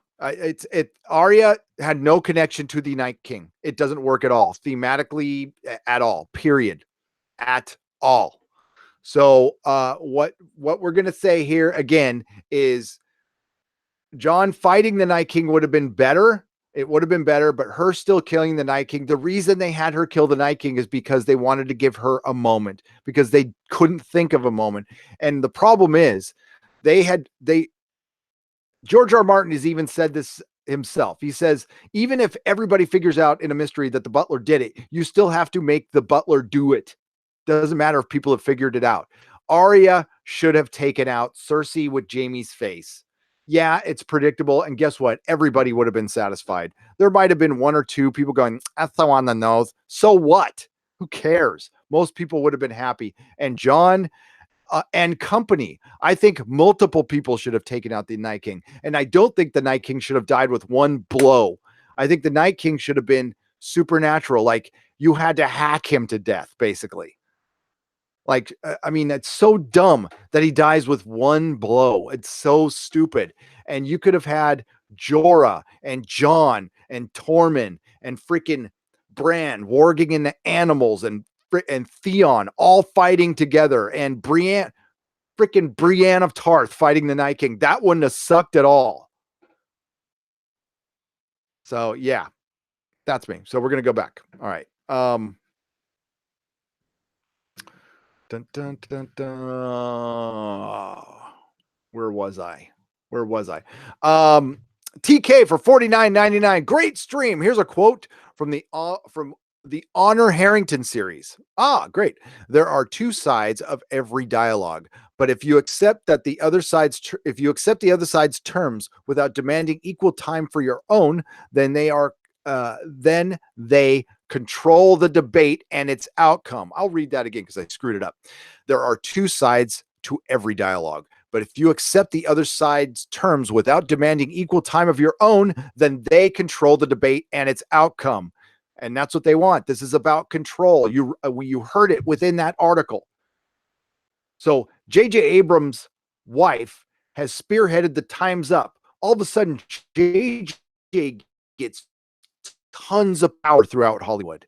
Do you think this is about Time's Up? Do you think it's really about giving women respect within Hollywood? Or do you think it was a power play? And I know you know the answer to that. So before we start feeling like Hollywood has a heart all of a sudden and an HR department, no, they are opportunists to the very end of days for them. And they're going to take advantage of any situation to make themselves look good and to gain power. That's the way the system is. That's the way it's set up. I'm not even judging it. I'm just saying that's what's happening. And don't believe we're doing this to, get more representation. No, J.J. Abrams saw an opportunity to get power. He is a very shrewd businessman. and I like him less every day. Sean Casey for £5. The name is Red Dwarf. Step up to Red Alert. Sir, are you absolutely sure? It does mean changing the bulb. I've seen a little bit of Red Dwarf. I don't know much about it, but I do need to see more of it. I do. Wind Dragon for Australian $10. Actually like the Abrams Lynn Trek movies. Looking forward to Star Trek 4 now that now with bleak optimism, i.e. it's dead Jim. JJ's attitude of wham bam thank you fams, new or old, won't end anytime soon. It won't. I enjoyed the first as an alternate reality. I didn't mind the first Trek at all. I think it's probably his best work, but it's still really average. I mean, it's not like the bad guy's really mustache twirling, no depth, and it's still really, really average. But there will be no more JJ Trek. It's done with this deal. It says it with I'll reread it in the article. I'm at the end of the super chat. So hello Buzio for okay. For any plans for you and Lord Doomcock to dive back into the Exozone. Also check Jon Snow apologizing for season 8. We will check that out. Yes, we had talked about possibly doing it tomorrow, but I can't because I have to make up for EFAP. So I'm pretty much open Tuesday and Thursday to do it any day. We got to see it. We're basically I do this full time. I can do whenever I need, whenever I want. I'm my own boss. So yeah, I've been trying to do some supernatural stuff, and it's on my other channel, supernatural and paranormal. I've been covering unidentified and ancient aliens. I do that every Saturday night. If you want to check that out, I got a live stream from last Saturday. It's about 10:30, and I do them. You can join me for that. Exozone, it looks like it's going to be either like Tuesday, Thursday during the day. We got to limit the time a little bit.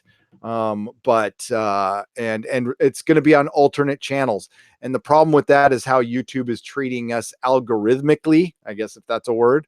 We put our main channels in danger of getting shadow banned because we cover paranormal stuff. It's not something I'm happy about, but we have the alternate channel. So when we do the Exozone, when I do it, it'll be on Nerdrotic Live. But if you have trouble finding it, you can always find it at nerdrotic.com. If you look under shows, there's a drop down that says Exozone. What I'll do is I'll link up all of Doomcock shows on his alternate channel and all of my shows in there so you can find them very easily. So that I'll make sure that's done. But thank you for your interest. I love doing the Exozone. It's one of my favorite things to do, period. If you were to vote Dem for president 2020, who would it be?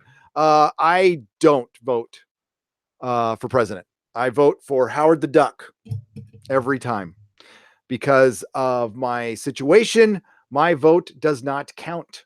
I do not have voting rights. Unfortunately, I think they're changing that in California and they're going to lift that law. But because I am a ex-felon, I don't have voting rights. So I don't care. I honestly don't care. Now, I did go in and vote for how I take my son to go vote, and then I write in Howard the Duck. So yes, Howard the Duck for president. That's what I'm going for. Found your channel and my frustration over Game of Thrones. Now I am so impressed that someone of your age is so knowledgeable about real Star Trek, says Taram Kirk. Thank you so much for the $5. I'm old, man. I'm 49. But I love Star Trek. I grew up on Star Trek. It's my earliest memories are watching 66 Batman and Star Trek and Twilight Zone on channel 5 and 13 in LA. And channel 6 when they show it. Yeah. So thank you for being here, Taram. Am I saying that right? Taram Kirk for $5. Thank you so much. Mazamonte for £5. Gary, they forgot about the prologue. Why were the White Walkers so afraid of Wymer's sword? Yet a blooming dagger kills the Night King. It's not consistent. Bad writing. It's just bad, inconsistent writing. They were Dan and Dave were full of themselves. by the end. They thought they could do no wrong. They thought everything they wrote was magic. And when somebody with more talent would tell them something, they would keep that person in check. They would police him. Um, and it probably pissed them off that they needed Sapochnik there, because Sapochnik actually saved season 5 single-handedly. And honestly, I have a lot more respect for the guy. And I think within that interview, he was trying to tell you, like, I tried, without really overtly throwing them under the bus.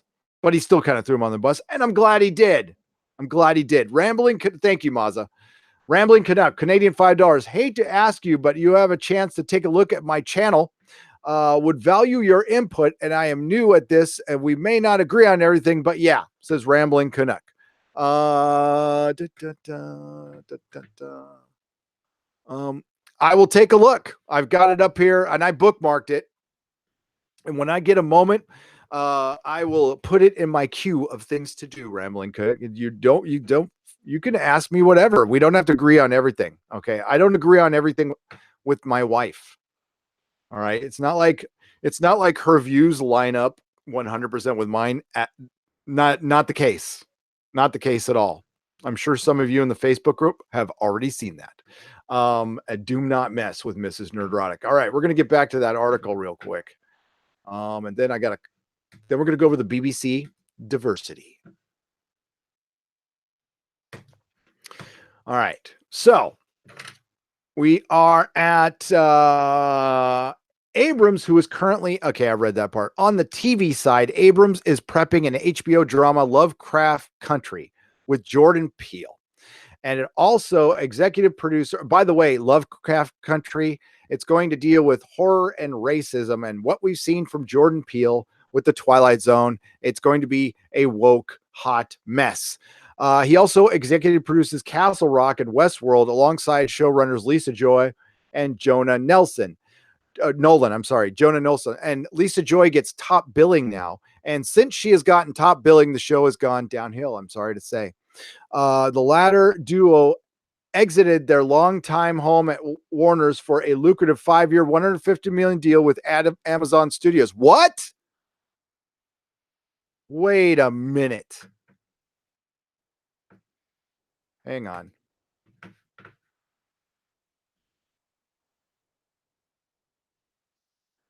Westworld Creators Inc. 9-figure overall deal with Amazon. Lisa Joy and Nolan have exited their home at Warner Brothers TV, but will remain involved with HBO drama. What's involved mean?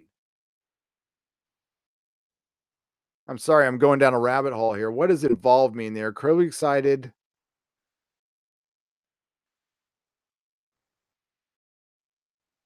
When factoring in the deal to remain on Westworld, which sources say is for another 3 seasons, the deal clocks in at an estimated $200 million. Okay, so they're going to stay on Westworld, and we'll see if they can turn it around. I thought Westworld season 2 was hot garbage. And I didn't realize that until the end, but we'll see, because I thought Westworld season 1 was perfection, was utter perfection. All of those projects are produced by Warner's TV, which last year extended mega producer Greg Berlanti for an overall deal said to be worth $400 million. Berlanti presently holds the TV record for the most scripted originals, currently airing 18. I think he is a producer on Swamp Thing, and I got to give him credit for Swamp Thing. It's good, but 1 out of 18, with Warner Media expected to unveil the direct-to-consumer subscription platform in the 4th quarter in beta, keeping Abrams in the fold was considered a high priority for the independent studio following the independent studio. Come on. Following the departure of Joy and Nolan to Amazon, which is a huge loss. Nolan is freaking awesome. Re-upping Bad Reboot was increasingly important for the studio, which continues to aggressively pursue top talent. The studio recently signed Mindy Kaling and Ava DuVernay. What? Ava DuVernay. Okay. True of all deals, which is part Warner Brothers recently promoted Susan Rovner and Brett Paul to presidents, blah, blah, blah, blah, boring people, Young Sheldon, Big Bang Theory, boring, Bad Reboot stuff. We don't need to hear about that anymore. So it's a big bidding war. And what we're going to see here is a giant bubble go pop. It's going to go pop. And these deals aren't going to be worth jack squat. But it's going to be interesting to see. It's going to be very interesting to see what happens with this. So I'm going to reread the most important part of this article, folks, which is they have exited Paramount. Okay. So I'm going to bring this back up again. I'm going to reread this. This is important to the Star Trek fans, which we have many, many here. Okay. There we go.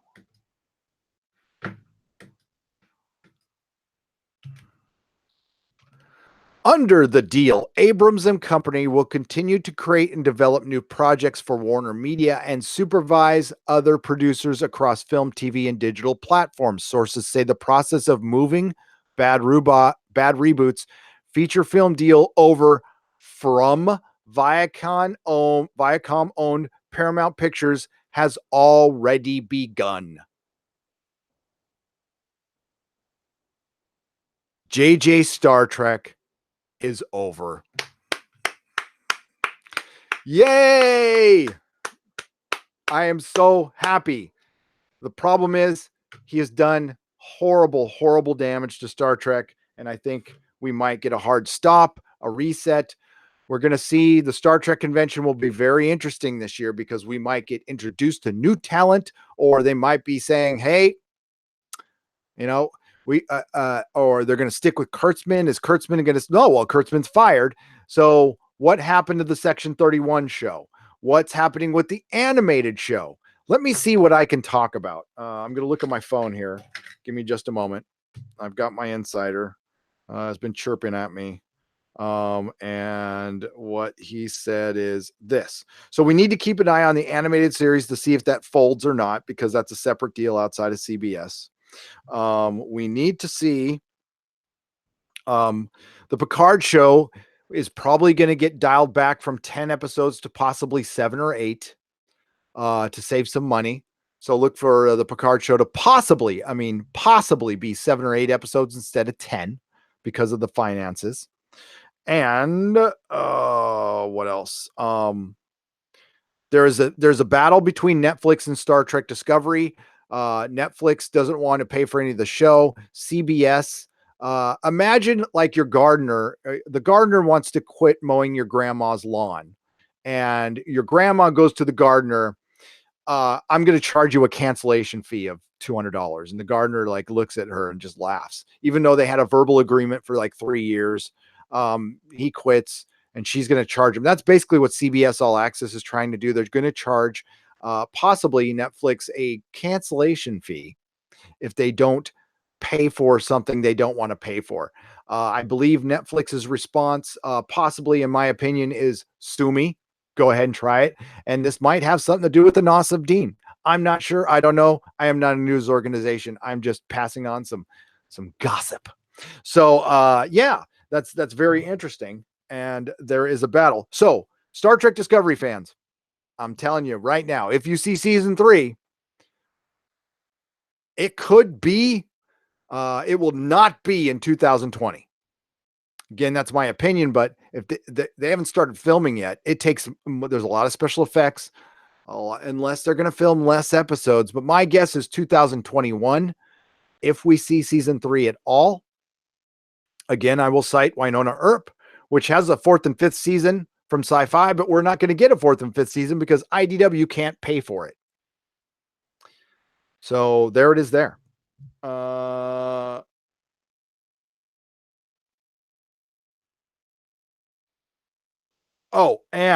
And the Klingorks are going to be in Star Trek Picard, according to my source.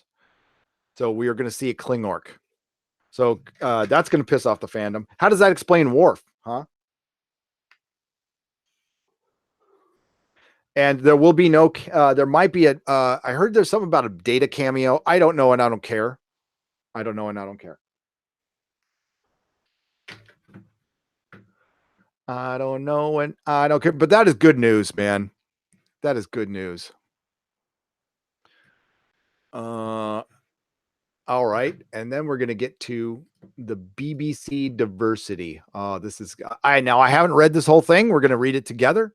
A lot of you sent me this to me when I asked for it, but it certainly explains a lot. Now, I just want to tell you on the surface and up front, I don't care who plays what in what. Don't care what you sleep with. Doesn't really bother me. It doesn't bother me within narratives. There's narratives. Actually thought that it was done pretty well in Doom Patrol. So yeah, I got no problem with that stuff. Obviously, I live in San Francisco. My wife owns a salon. Do the math. Doesn't bother me at all. I think it's very, correct me if I'm wrong, libertarians, but I think it's very libertarian, which I'm not, but to kind of live and let live, live and let live. As long as it's not bothering me, don't tell me what to do. I won't tell you what to do. But going about art with parameters like this, and now this is told within their hiring practices. Again, BBC can do what they want. It's not, we're just trying to uncover why there was a guy in the Doctor Who Christmas special Resolution who introduced himself as a gay man without telling the doctor his name. It really stood out. So that's when I went, okay, there's something. And this is why you have, in Star Trek Discovery, somebody went in the background in a wheelchair. And I'm like, there's a synthetic person. There's a synthetic person, but we still have somebody in a wheelchair. Maybe he wants to live that way by choice. I don't know. But, and I'll tell you right now, as the father of a special needs son, and I have a diverse family. My family isn't all pasty white. My older son is part Vietnamese, and my wife, Mrs. Nerdrotic, is part Winnebago. Yes, not the motorhome, the tribe. So yeah, not that matters because it doesn't fracking matter at all. I'm pretty pasty white, to be honest with you. But we're gonna get to that. Let me get to a couple super chats. I got that pulled up there, and where did this go? God dang it. Yeah. So if I just to let you guys know, if I miss a super chat, I will not miss a super chat. I always refresh at the end and make sure. And for some reason, if I miss them, I definitely shout them out on the next Nooner. If you're new here, I live stream 3 times a week, all the time. I once in a while, if my schedule doesn't conflicts, I will move it to another date. For well over a year, I stream Monday, Wednesday, Friday. Monday and Wednesday are during the day. They are at 12 p.m. Pacific time. Sometimes I shift the time depending on my schedule, but I let you know via the community section. But you can always go to nerdrotic.com, look to the right, and there will be a week out my live stream schedule. Yes. So, and I do not leave a super chat behind. I'm not perfect. I've missed a couple here and there, but I always make up for them. I screenshot every one. I put it into a file and I read them after my live streams.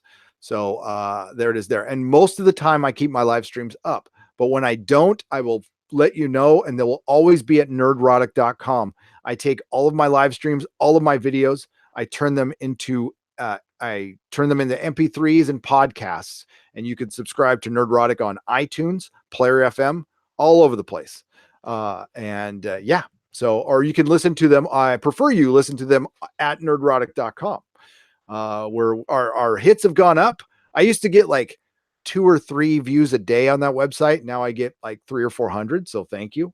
No ads. There are no ads yet. I'm not saying I'm not going to put them on there because I like the cheddar, but there you go. And if you want to sponsor, I'm open to sponsorships, but I'm not open to super complicated stuff. Like, well, if somebody clicks through and then this happens and this happens, that you might get a percentage of this if you do this. No, it's got to be very cut and dry.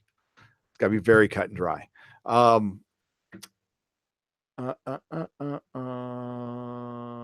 I did a vid on gatekeeping. I think you'll appreciate, says Cynical Lindsay. Cynical Lindsay, I love your name, and I am going to go to that channel. Right. Oh, whoa. I did not want to do that.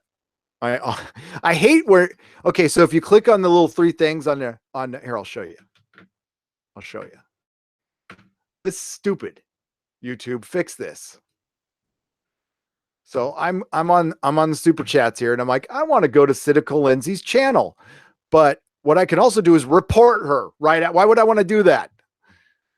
So we're gonna go to Cynical Lindsay's channel. There it is, Cynical Lindsay. Check her out. So Nosferatu's series review. Oh, cool. The necessity of pop culture gatekeeping. I will check that out. Preacher, a beginner's guide to the comic book reading. Cynical, you're awesome. Preacher's great show and a better comic book. Great show, a better comic book. And check out Rambling Canuck as well. Don't want to forget you, buddy. I'm gonna check it out. Don't worry. Taram Kirk. Okay, so it's Turam Bar plus Kirk. I thought you were 40. I got you by 4. Oh, thanks. I take that as a major compliment. So Turam Bar plus Kirk. Turam Kirk. I'll get it right eventually. My son, his middle name is Tiberius. For Kirk. Turam Kirk for $2 was my first super chat ever for $20 with no chat. That was awesome. And thank you. Yeah. You got to put the chats in there though. But there you are. That was your first super chat. And you did it with me. That's brilliant. I hope I was gentle enough. And I hope it was a very good experience. You never forget your first, you know? Movie Maniac 86 for 400 Huffington Post. Do you think CBS will ever sell Star Trek? Well, I think no. But I think it's going to be in better hands real soon. Real soon. I think Van Sitters, who is currently there, is better hands. I think that is progress. But currently what's mucking things up, and God, if you isolate the sound, I'll be in so much trouble, is the Time's Up stuff. We certainly need more female representation. Yeah. Okay, 50%. 50% of the population certainly need to get there. But we also need more. I'm sure there's female writers who love Star Trek. We need what's happening is they aren't finding the women who like Star Trek and who write Star Trek. What they're doing is finding their friends. It's a cronyism. So there's no true representation going on. It's just representation within their group of sycophants and kiss asses who get jobs. And they're not going out to science fiction conventions and just, pounding the sand and looking for women who love Star Trek, because there's thousands and thousands and thousands of them who could write Star Trek the way it's supposed to be. They exist. I know it's not a unicorn. Believe me. Next Thursday is Tharies coming to Nerdrotic, says Tharies. Well, we'll see. Most likely. Tharies. I can't commit stuff to, because if I say yes and then Mrs. Nerdrotic goes, nope, we have an appointment on Thursday. That's it.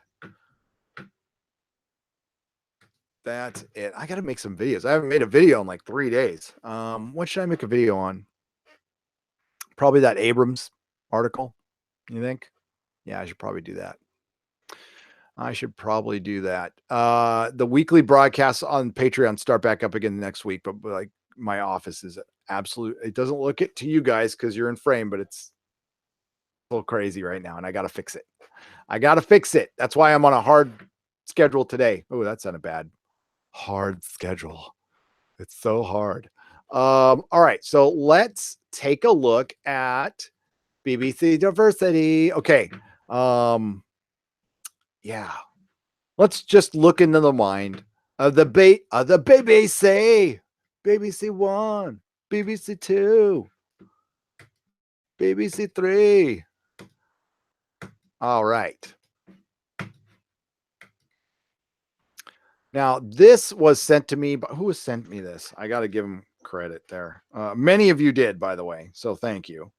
But let me look at my Gmail real quick. Gary at nerdrotic.com. Anybody who's on Patreon, if you want to tell me something, I really don't get to the Patreon messages.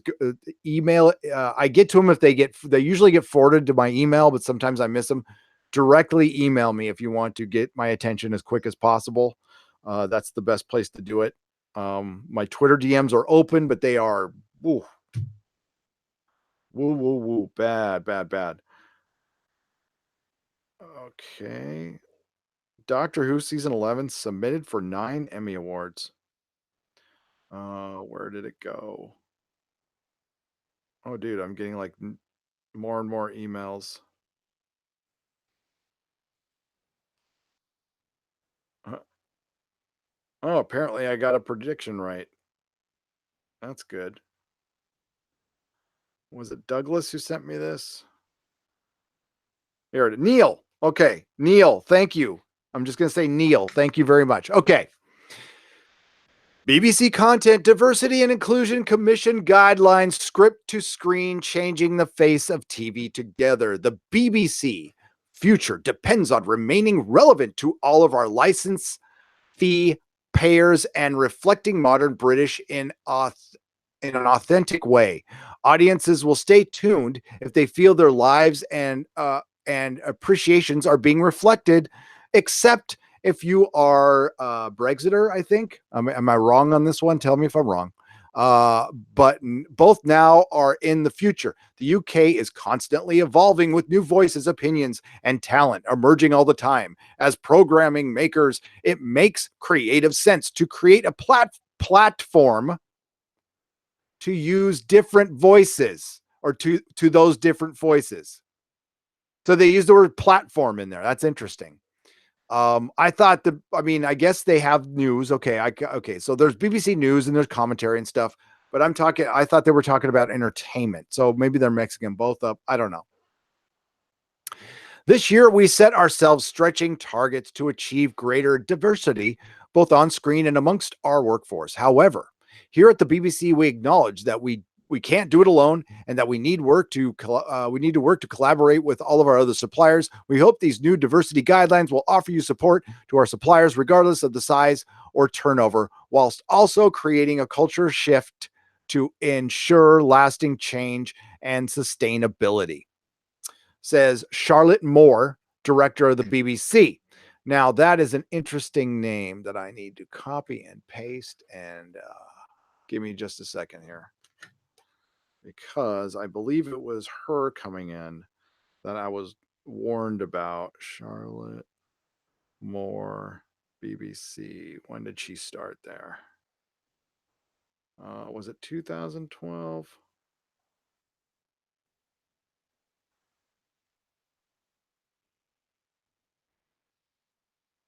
Oh, this is old because she's gone now. Oh, 2016. But she came in 2013. Yeah. So did you notice that this was right around the Doctor Who 50th anniversary? Didn't Doctor Who change like fundamentally right after Charlotte came on the scene? I'm just saying. I'm just trying to put two and two together here. Our charter demands that our audience deserves it. Sorry, we are tasked by the Royal Charter to ensure that our output reflects the diverse communities of the whole of the UK accurately and authentically, with specific emphasis on reflecting underrepresented communities, cultures, and languages, and all socioeconomic backgrounds. As set out in the BBC Diversity and Inclusion Strategy, these guidelines put a particular emphasis on our commitment to Black, Asian, and minority ethnic BAMEs, whatever people, disabled people, those influenced, identifying as lesbian, gay, bisexual, or transgender, LGBT. Where's the plus in the Q? Racist. And on ensuring gender balance. In addition, we are setting stronger objectives to improve our geographical portrayal across the UK to ensure we better capture and celebrate the distinct stories and lives across all of our nations. Here at the BBC, we have made diversity a strategic priority because we understand that it is good for business, and diverse workforce ensures a creative organization keeps in touch with its audiences. It's crucial that we who make content, our business, reflect all of our potential audiences. With that in mind, we have introduced some guidelines to help focus all of our efforts to support our commitment to the representatives of BAME, disability, LGBT, where's the Q and the plus, racist, and women on and off screen. Um, Lots of words. I mean, all it basically needed to say was blah, blah, blah, blah, blah, blah, blah, blah, blah, blah, less white. Which, I mean, like, listen, if I don't know, I mean, yeah, okay. So here's your workforce. So this is how they wake up in the morning. So, um, I'm gonna point out something that's missing. And by the way, that doesn't necessarily mean white males, but there's something major that's missing that actually does probably keep out a certain percentage of Black, Asian, ethnic minorities, disabled people, women, gay, lesbian, transgender, whatever. There's because when I read this, they want to make sure that that's the minimum. I mean, hey, there are occasions where that probably you would want to have maybe there would be more gay people working there because they're the actual best at the job. Because that's all most people would be concerned with, and this is why it's affecting their quality. Um, and I'm sure their thinking is, yeah, it'll affect our quality for a while, but eventually it'll work itself out. Well, I mean, you're trying to fix things at the top. When honestly, you just need to get more people interested in stuff, and it doesn't end your cronyism. Now, I don't know how it works at the BBC, but I'm pretty damn sure that if you're a Nigel Farage fan, for example, that's just an example, you're going to have a harder time getting a job if you're public about it than, say, if you're not a Nigel Farage fan, which I'm just pointing that out as an example. Set a national level, but with awareness of the demographic differences across the UK. BBC targets for 2016 to 2020.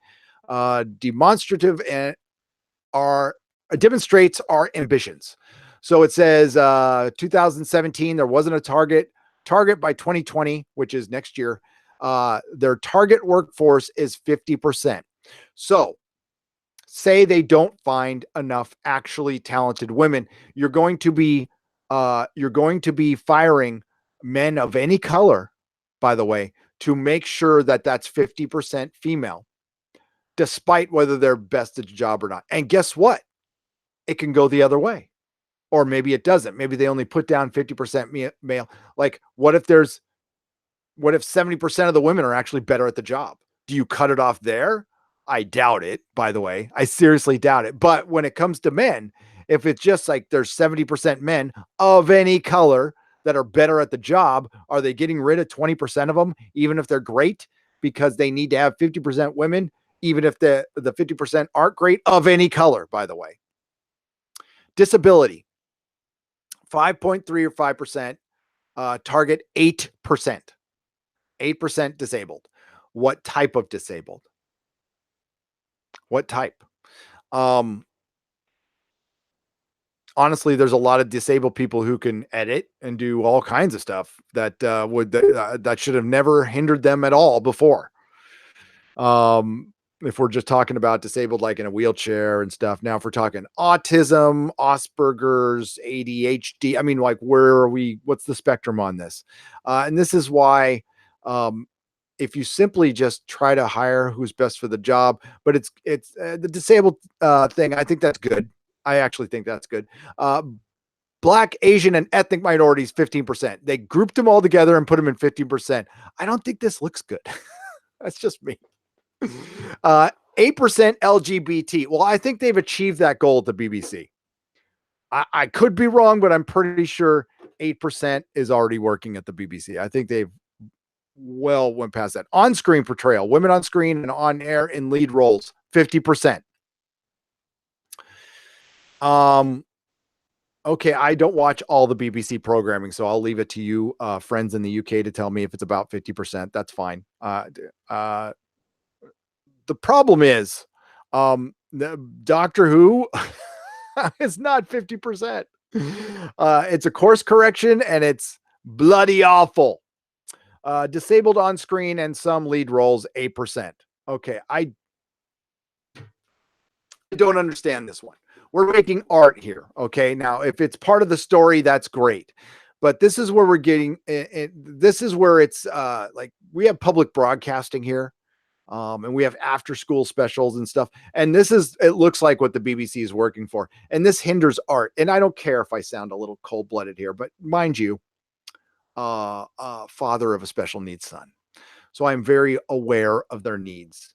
Okay. My life is centered around Nerdrotic Jr. We've had to make a lot of sacrifices, which I honestly hate to use that word because it's not. It's not a sacrifice. It's an absolute pleasure to change my life for my son to make his life as good as possible. And it really, it's a blessing. So, and I don't treat him. I treat him like I treat my other son. No different whatsoever, because it would do him a disservice. It would disrespect him. And he's in this really special place to where he is aware. He is acutely aware of his uniqueness, I will say. His uniqueness. He's aware of his Asperger's and his OCD. And it frustrates him sometimes. And he'll talk to me about it. But like he'll know he's stuck in a loop. He gets in OCD loops, and he'll want to talk about something in the same subject over and over and over and over and over again. And then he'll like, God, I'm stuck in this loop. I can't get out. And he'll, and we talk about it, but the one thing I do is not make him feel weird. I just think it's totally normal. I do that stuff too. So when you come out and say, we're going to hire you because you're special needs, we're trying to fill this 8%, you know what that makes them feel like? Fucking tokens, you morons. You should figure that shit out. Why not try to naturally include that stuff into stories? Because writers are talented and aware people. All right. Writers will put in more. You know what? If it becomes such a thing where it is now, writers are going to do this naturally. We're already seeing very natural, diverse shows that don't talk about it at all and just effing do it. And they just happen to be two of the best shows on television, The Orville and The Expanse. The Orville and The Expanse do these things. I doubt they were mandated. James S.A. Corey, the two writers, Dan Abrams, and I'm blanking on his other name, sorry. But they were aware of this stuff a decade ago, and they just did it. And the thing is, they told a story. This is insulting. This is fucking insulting. And they don't realize it. And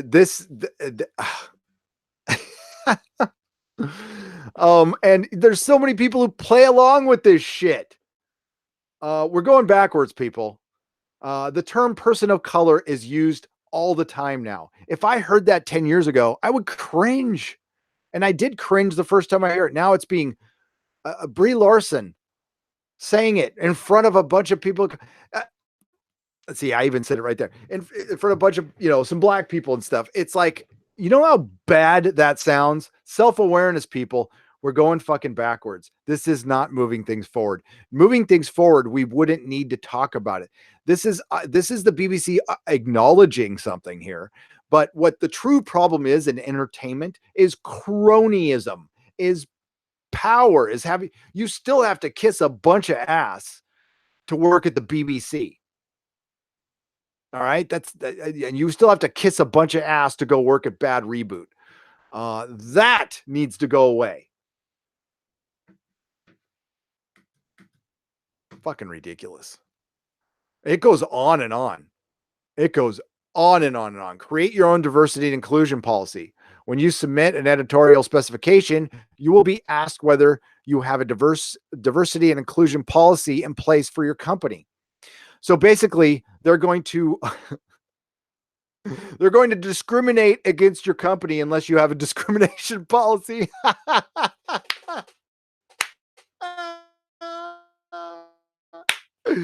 Yes, idiocracy. We're there. We're there. Discrimination's bad unless we do it.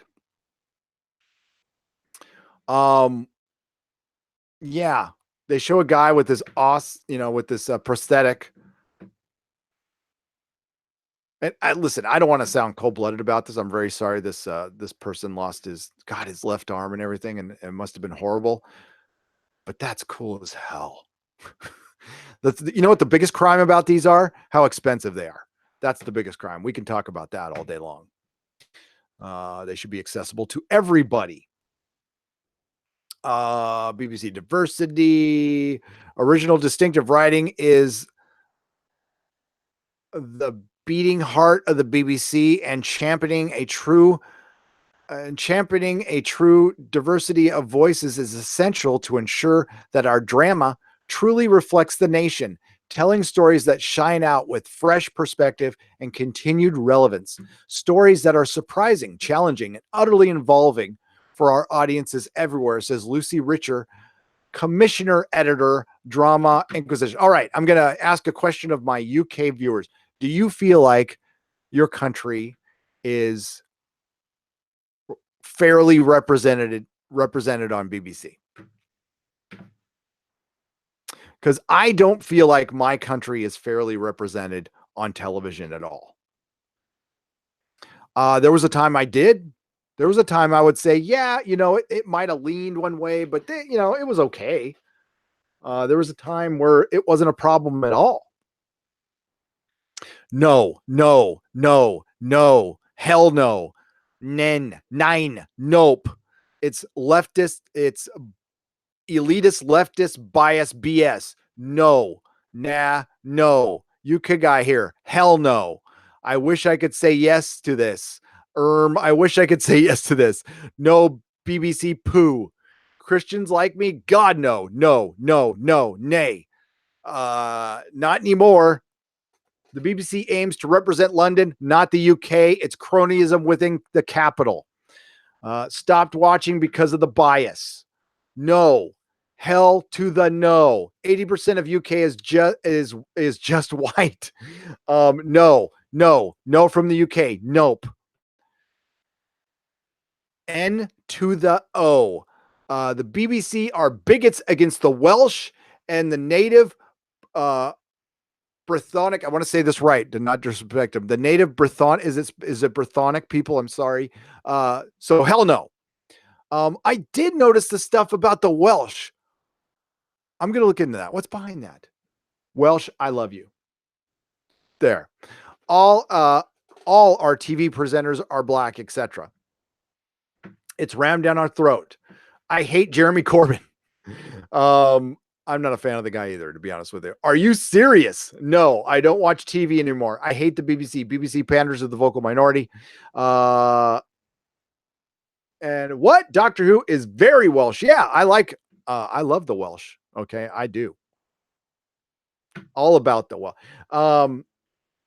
If you voted Brexit, you're a racist. Well, then a large portion of the country would be racist, which I'm saying isn't. I know I'm going out on a limb.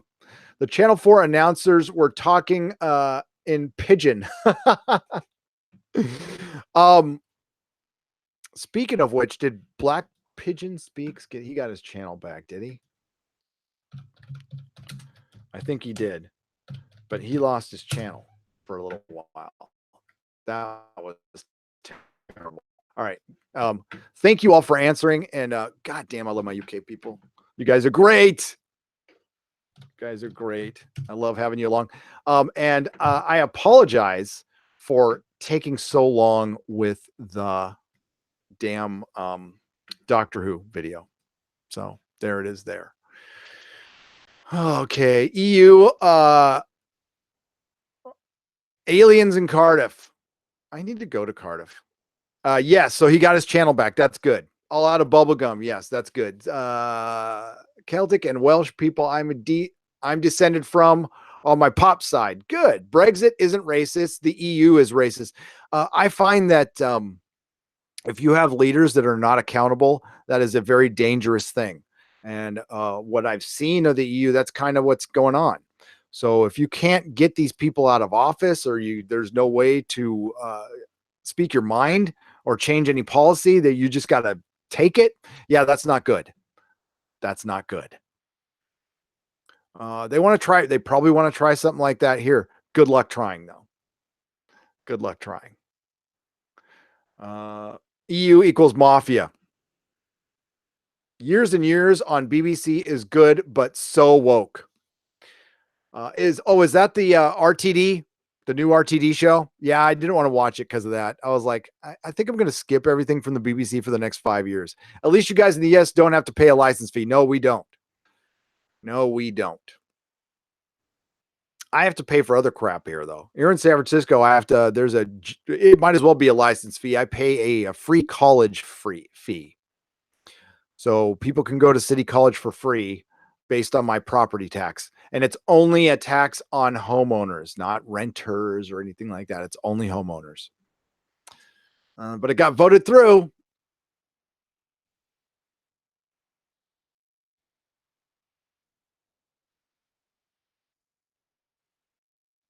They moved Doctor Who to England as soon as Jodie was announced as the Doctor. It's not made. Oh, it just jumped on me. It's not made in Sheffield any longer. It's made in Wales. V for Vendetta didn't sacrifice himself for BBC inclusion policies. All right, let's read some of the super chats that are left here.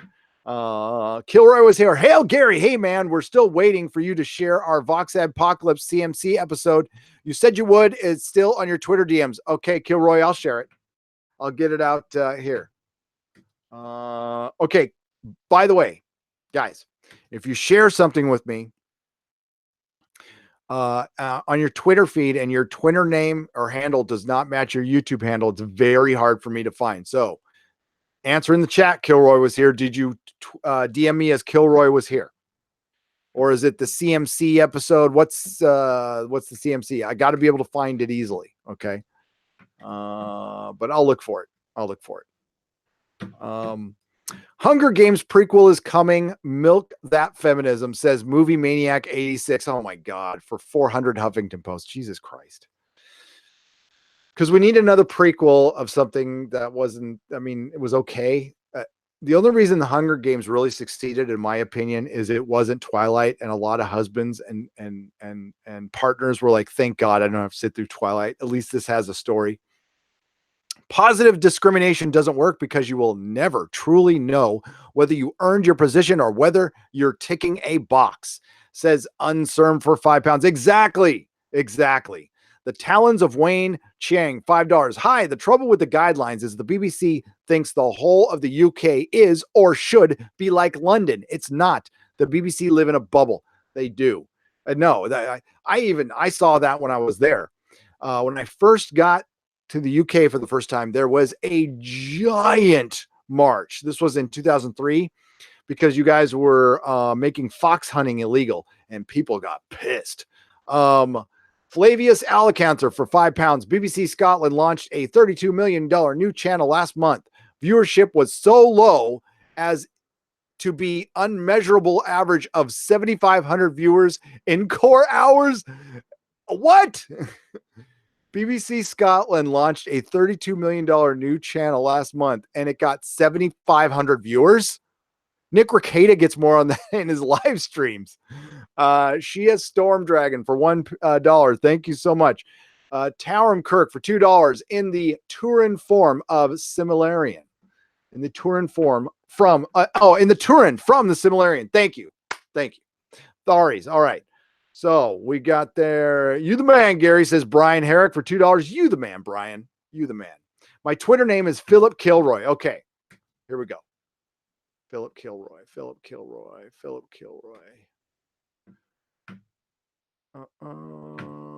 New message. Here we go. Philip.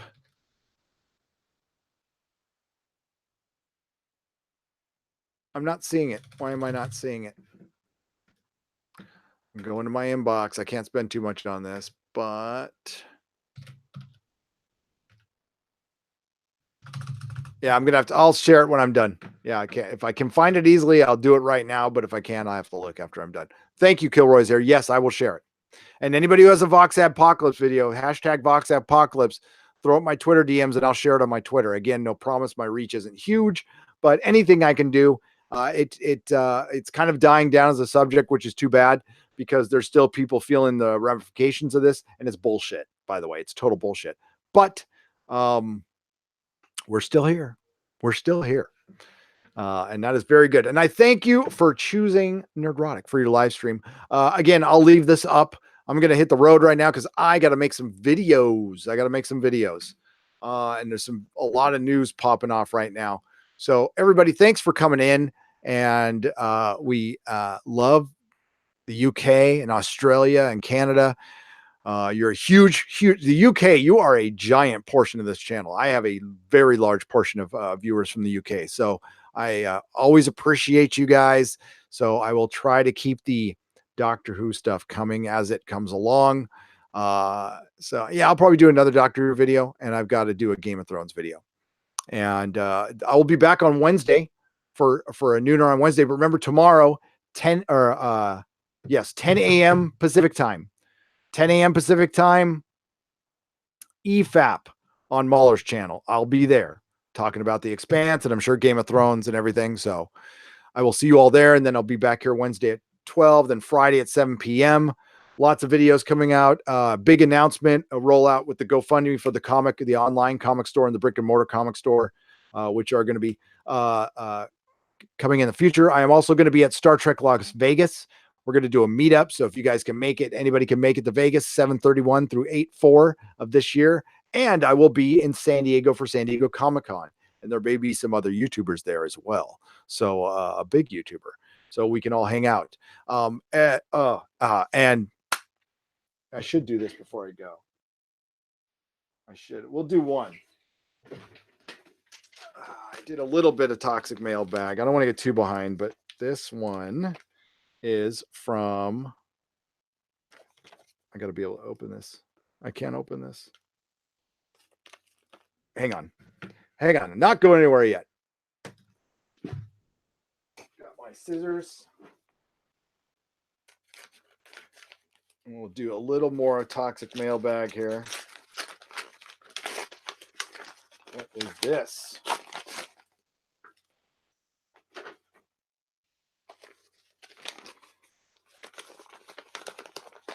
Okay.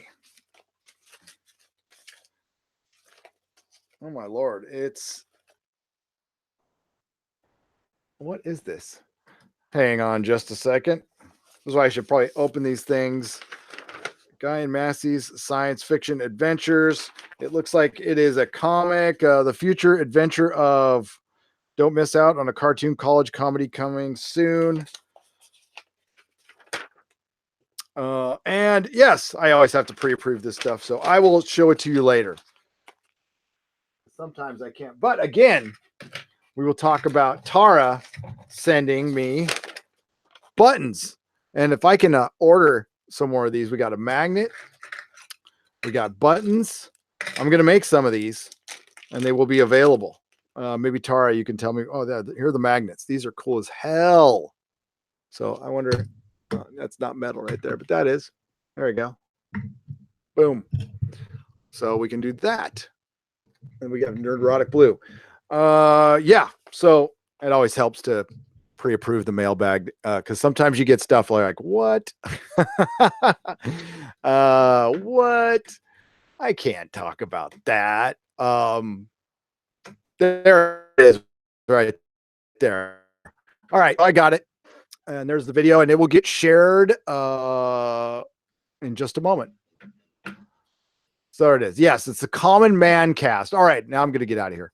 I'm going to go make some videos. Everybody have a great day. Go to nerdrotic.com for my live stream schedule. And yeah, do not forget, Nerdrotic Nooner is Monday and Wednesday at 12 p.m. every single Monday and Wednesday. And that's not going to change. It doesn't change when I travel. I don't not live stream. I love live streaming. So I will see you guys soon. Have a great day, and may the free folks sing songs of your greatness.